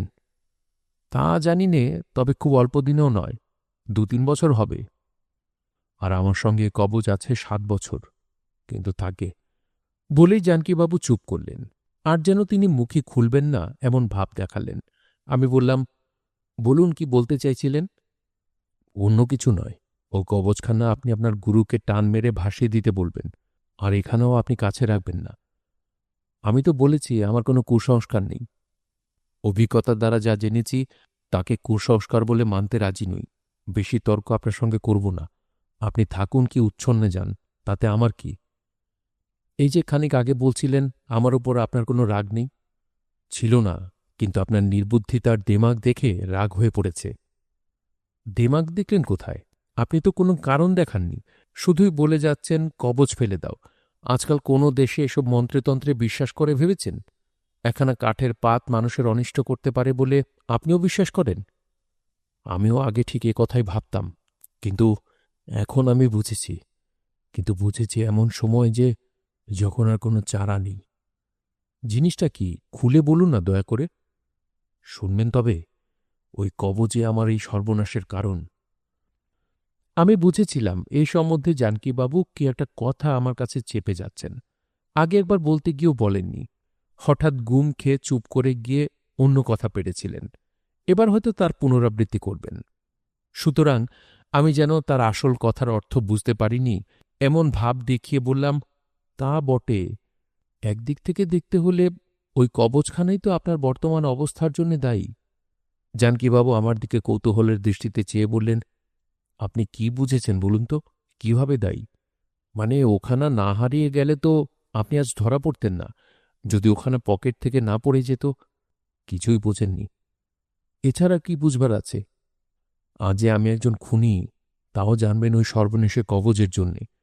কবজ যদি আমার কাছে না থাকত, তবে আজ আমি একজন মার্চেন্ট, হতে পারে ব্যবসাতে লোকসান দিয়েছিলাম, কিন্তু ব্যবসা করতে গেলে লাভ লোকসান কার না হয়। আমার বুকে সাহস ছিল, লোকসান আমি লাভে দাঁড় করাতে পারতাম, কিন্তু ওই কবচ তা আমায় করতে দেয়নি। ওই কবচ আমার ইহকাল পরকাল নষ্ট করেছে। জানকীবাবুর মুখের দিকে চেয়ে বুঝলাম, গল্প বলবার আসন্ন নেশায় তিনি উত্তেজিত হয়ে উঠেছেন। চুপ করে জিজ্ঞাসু দৃষ্টিতে তার মুখের দিকে চেয়ে রইলাম। জানকীবাবু বললেন, আজ প্রায় ২৫ বছর আমি সাদিয়া অঞ্চলে ব্যবসা করছি। পরশুরামপুর তীর্থের নাম শুনেছেন? খুব ঘন জঙ্গলের পাশে ওই তীর্থটা পড়ে। ওখান থেকে আরও ৭০ মাইল দূরে ভীষণ দুর্গম বনের মধ্যে আমি জঙ্গল ইজারা নিয়ে পাটের ব্যবসা শুরু করি। ওখানে দফলা, মিরি, মিসমি এইসব নামের পার্বত্য জাতির বাস। একদিন একটা বনের মধ্যে কুলিদের নিয়ে ঢুকেছি। জায়গাটার একদিকে ঝর্ণা, একদিকে উঁচু পাহাড়, তার গায়ে ঘন বাঁশবন। ওদিকে প্রায় সব পাহাড়েই বাঁশবন অত্যন্ত বেশি। কখনো গিয়েছেন ওদিকে? আমি বললাম, না, তবে খাসিয়া পাহাড়ে এমন বাঁশবন দেখেছি, শিলং যাওয়ার পথে। জানকীবাবুর গল্পটা আমি আমার নিজের ধরনেই বলি। সেই পাহাড়ি বাঁশবনে বন কাটবার জন্যে ঢুকে তারা দেখলেন এক জায়গায় একটা বড় খাল গাছের নিচে আমাদের দেশের বৃষকাষ্ঠের মতো লম্বা ধরনের কাঠের খোদাই এক বিকট মূর্ত দেবতার বিগ্রহ। কুলিরা বললে, বাবু, এই মিসমিদের অপদেবতার মূর্তি, ওদিকে যাবেন না। জানকীবাবুর সঙ্গে ক্যামেরা ছিল, তার শখ হল মূর্তিটার ফটো নেবেন। কুলিরা বারণ করলে জানকীবাবু তাদের কথায় কর্ণপাত না করে ক্যামেরা তেপালার ওপর দাঁড় করিয়েছেন। এমন সময় একজন বৃদ্ধ মিসমি এসে তাদের ভাষায় কি বললে। জানকীবাবুর একজন কুলি সে ভাষা জানত। সে বললে, বাবু, ফটো নিও না, ও বারণ করছে। অন্য অন্য কুলিরাও বললে, বাবু, এরা জবরজাত, সরকারকে পর্যন্ত মানে না। ওদের দেবতাকে অপমান করলে গাঁ শুদ্ধ তীরধনুক নিয়ে এসে হাজির হয়ে আমাদের সবগুলোকে গাছের সঙ্গে গেঁথে ফেলবে। ওরা দুনিয়ার কাউকে ভয় করে না, কারো তোয়াক্কা রাখে না। ওদের দেবতার ফটো খিঁচবার দরকার নেই। জানকীবাবু ক্যামেরা বন্ধ করলেন। এতগুলো লোকের কথা ঠেলতে পারলেন না। তারপর নিজের কাজকর্ম সেরে তিনি যখন জঙ্গল থেকে ফিরবেন, তখন আরেকবার সেই দেবমূর্তি দেখবার বড় আগ্রহ হল। সন্ধ্যার তখন বেশি দেরি নেই। পাহাড়ি বাঁশবনের নিবিড় ছায়াগহন পথে বন্য জন্তুদের অতর্কিত আক্রমণের ভয়। বিনুবন শীর্ষে ক্ষীণ সূর্যালোক ও পার্বত্য উপত্যকার নিস্তব্ধতা সকলের মনে একটা রহস্যের ভাব এনে দিয়েছে। কুলিদের বারণ সত্ত্বেও তিনি সেখানে গেলেন। সবাই ভীত বিস্মিত হয়ে উঠল যখন সেখানে গিয়ে দেখলে কোনো সময় সেখানে একটি শিশু বলি দেওয়া হয়েছে। শিশুটির ধড় ও মুন্ডু পৃথক পৃথক হয়ে পড়ে আছে কাঠে খোদাই বৃষকাষ্ঠ জাতীয় দেবতার পাদমূলে। অনেকটা জায়গা নিয়ে কাঁচা আধ শুকনো রক্ত। সেখানে সেদিন আর তারা বেশিক্ষণ দাঁড়ালেন না। জানকীবাবু বললেন, আমার কি কুগ্রহ মশাই, আর যদি সেখানে না যাই তবে সবচেয়ে ভালো হয়। কিন্তু তা না করে আমি আবার পরের দিন সেখানে গিয়ে হাজির হলাম। কুলিদের মধ্যে একজন লোক আমায় যথেষ্ট নিষেধ করেছিল। সে বলেছিল, বাবু, তুমি কলকাতার লোক, এইসব দেশের গতি কিছু জানো না। জঙ্গলি দেবতা হলেও ওদের একটা শক্তি আছে, তা তোমাকে ওদের পথে নিয়ে যাবে, তোমার অনিষ্ট করবার চেষ্টা করবে। ওখানে অত যাতায়াত করো না বাবু। কিন্তু কারোর কথা শুনলাম না। গেলাম শেষ পর্যন্ত, লুকিয়ে গেলাম, পাছে কুলিরা টের পায়। কেন যে জানকীবাবু সেখানে গেলেন তিনি তা আজও ভালো জানেন না, কিংবা হয়তো রক্তপিপাসু বর্বর দেবতার শক্তি তাকে সেখানে যাবার প্ররোচনা দিয়েছিল, কে জানে। জানকীবাবু বললেন, ক্যামেরা নিয়ে যদি যেতাম তাহলে তো বুঝতাম ফটো নিতে যাচ্ছি, তাই ভুলছিলাম। কেন যে সেখানে গেলাম তা নিজেই ভালো জানি নে। আমি বললাম, সে মূর্তির ফটো নিয়েছিলেন? না, কোনোদিনই না, কিন্তু তার চেয়ে খারাপ কাজ করেছিলাম, এখন তা বুঝতে পারছি। জানকীবাবু যখন সেখানে গেলেন তখন ঠিক থমথম করছে দুপুরবেলা। পাহাড়ি পাখিদের ডাক থেমে গিয়েছে, বনতল নীরব। বাঁশের ঝাড়ে ঝাড়ে শুকনো বাঁশের খোলা পাতা পড়বার শব্দ ছাড়া আর কোনো শব্দ নেই। দেবমূর্তির একেবারে কাছে যাবার অত্যন্ত লোভ হল, কারণ কুলিরার সঙ্গে থাকায় এতক্ষণ তা তিনি করতে পারেননি। গিয়ে দেখলেন শিশুর শবের চিহ্ন সেখানে নেই। রাত্রে বন্য জন্তুতে খেয়েই ফেলুক বা জঙ্গলিরাই নিজেরাই খাবার জন্য সরিয়ে নিয়ে যাক। অনেকক্ষণ তিনি মূর্তিটার সামনে দাঁড়িয়ে রইলেন। কেমন এক ধরনের মোহ, একটা সুতীব্র আকর্ষণ। সত্যিকার নরবলি দেওয়া হয় যে দেবতার কাছে, এমন দেবতা কখনো দেখেননি বলেই বোধহয় আকর্ষণটা বেশি প্রবল হল, কিংবা অন্য কিছু, তা বলতে পারেন না তিনি। সেই সময় ওই কাঠের কবচখানা দেবমূর্তির গলায় ঝুলতে দেখে জানকীবাবু কিছু না ভেবে, চারদিকে কেউ কোথাও নেই দেখে সেখানা চট করে মূর্তির গলা থেকে খুলে নিলে। আমি বিস্মিত সুরে বললাম, খুলে নিলেন? কি ভেবে নিলেন হঠাৎ? ভাবলাম একটা নিদর্শন নিয়ে যাব এদেশের জঙ্গলের দেবতার, আমাদের দেশের 5 জনের কাছে দেখাব। নরবলি খায় যে দেবতা, তার সম্বন্ধে যখন বৈঠকখানা জাঁকিয়ে বসে গল্প করব, তখন সঙ্গে সঙ্গে এখানা বার করে দেখাব, লোককে আশ্চর্য করে দেব। বোধহয় এরকমই একটা উদ্দেশ্য তখন থেকে থাকবে। কিন্তু যখন নিলাম গলা খুলে, তখন মশাই আমার সর্বশরীর যেন কেঁপে উঠল। যেন মনে হল একটা কি অমঙ্গল ঘনিয়ে আসছে আমার জীবনে। ও ধরনের দুর্বলতাকে কখনোই আমল দিইনি। সেটা খুলে নিয়ে পকেটজাত করে ফেললাম একেবারে। মিসমিদের অনেকে এরকম কবচ গলায় ধারণ করে, সেটাও দেখেছি। কিন্তু তারপরে শত্রুদের সঙ্গে যুদ্ধ করতে যাবার সময় বিশেষ করে এ কবচ তারা পরবেই। তারপর তারপর আর কিছুই না।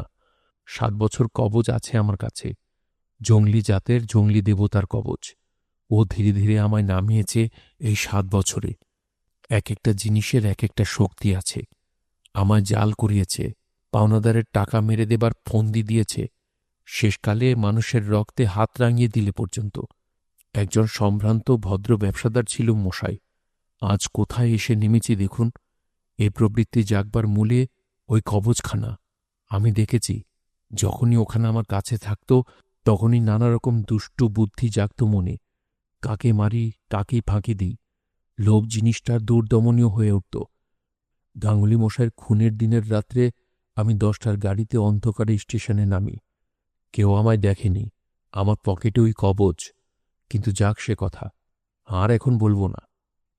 বলুন না। না, আমার ঘাট থেকে এখন ভূত নেমে গিয়েছে, আর সে ছবি মনে করতে পারবো না। এখন করলে ভয় হয়। নিজের কাজ করেই কবচ সরে পড়ল সে রাত্রেই। আমার সর্বনাশ করে ওর প্রতিহিংসা পূর্ণ হল বোধ হয়। কে বলবে বলুন? স্টিমারে আমায় একজন বারণ করেছিল, কিন্তু আসাম থেকে ফিরবার পথে ব্রহ্মপুত্রের ওপর স্টিমারে একজন বৃদ্ধ আসামি ভদ্রলোককে ওখানে দেখাই। তিনি আমায় বললেন, এ কোথায় পেলেন আপনি? এ মিরিয়ার মিসমিদের কবচ। পশু এখানে মানুষের স্থান নিয়েছে। ওরা যখন অপরের গ্রাম আক্রমণ করতে যেত, অপরকে খুন জখম করতে যেত, তখন দেবতার মন্ত্রপুত এই কবচ পড়ত গলায়। ও আপনি কাছে রাখবেন না, আপনাকে এ অমঙ্গলের পথে নিয়ে যাবে। তখনও যদি তার কথা শুনি, তাহলে কি আজ এমন হয়? তাই আপনাকে আমি বলছি, আমি তো গেলামই, ও কবচ আপনি আপনার কাছে কখনোই রাখবেন না। জানকীবাবু চুপ করলেন। যে উদ্দেশ্য নিয়ে এসেছিলাম তা পূর্ণ হয়েছে। জানকীবাবুর মুখে কবজের ইতিহাসটা শুনবার জন্যেই আসা। বললাম, আমি যা করেছি কর্তব্যের খাতিরে করেছি। আমার বিরুদ্ধে রাগ পুষে রাখবেন না মনে। আমায় ক্ষমা করবেন। নমস্কার। বিদায় নিয়ে চলে এলাম ওর কাছ থেকে। যতদূর জানি এখন তিনি আন্দামানে। শুনছিলেন বিভূতিভূষণ বন্দ্যোপাধ্যায়ের রহস্য উপন্যাস মিসমিদের কবচ। এই রহস্য উপন্যাসটি আপনাদের কাছে কেমন লাগলো অবশ্যই কমেন্ট করে আমাদেরকে জানাবেন। ভালো লাগলে এটি লাইক করবেন, চাইলে শেয়ার করতে পারেন। সবাই ভালো থাকবেন, সুস্থ থাকবেন এবং গল্পতুরুর সঙ্গেই থাকবেন। ধন্যবাদ।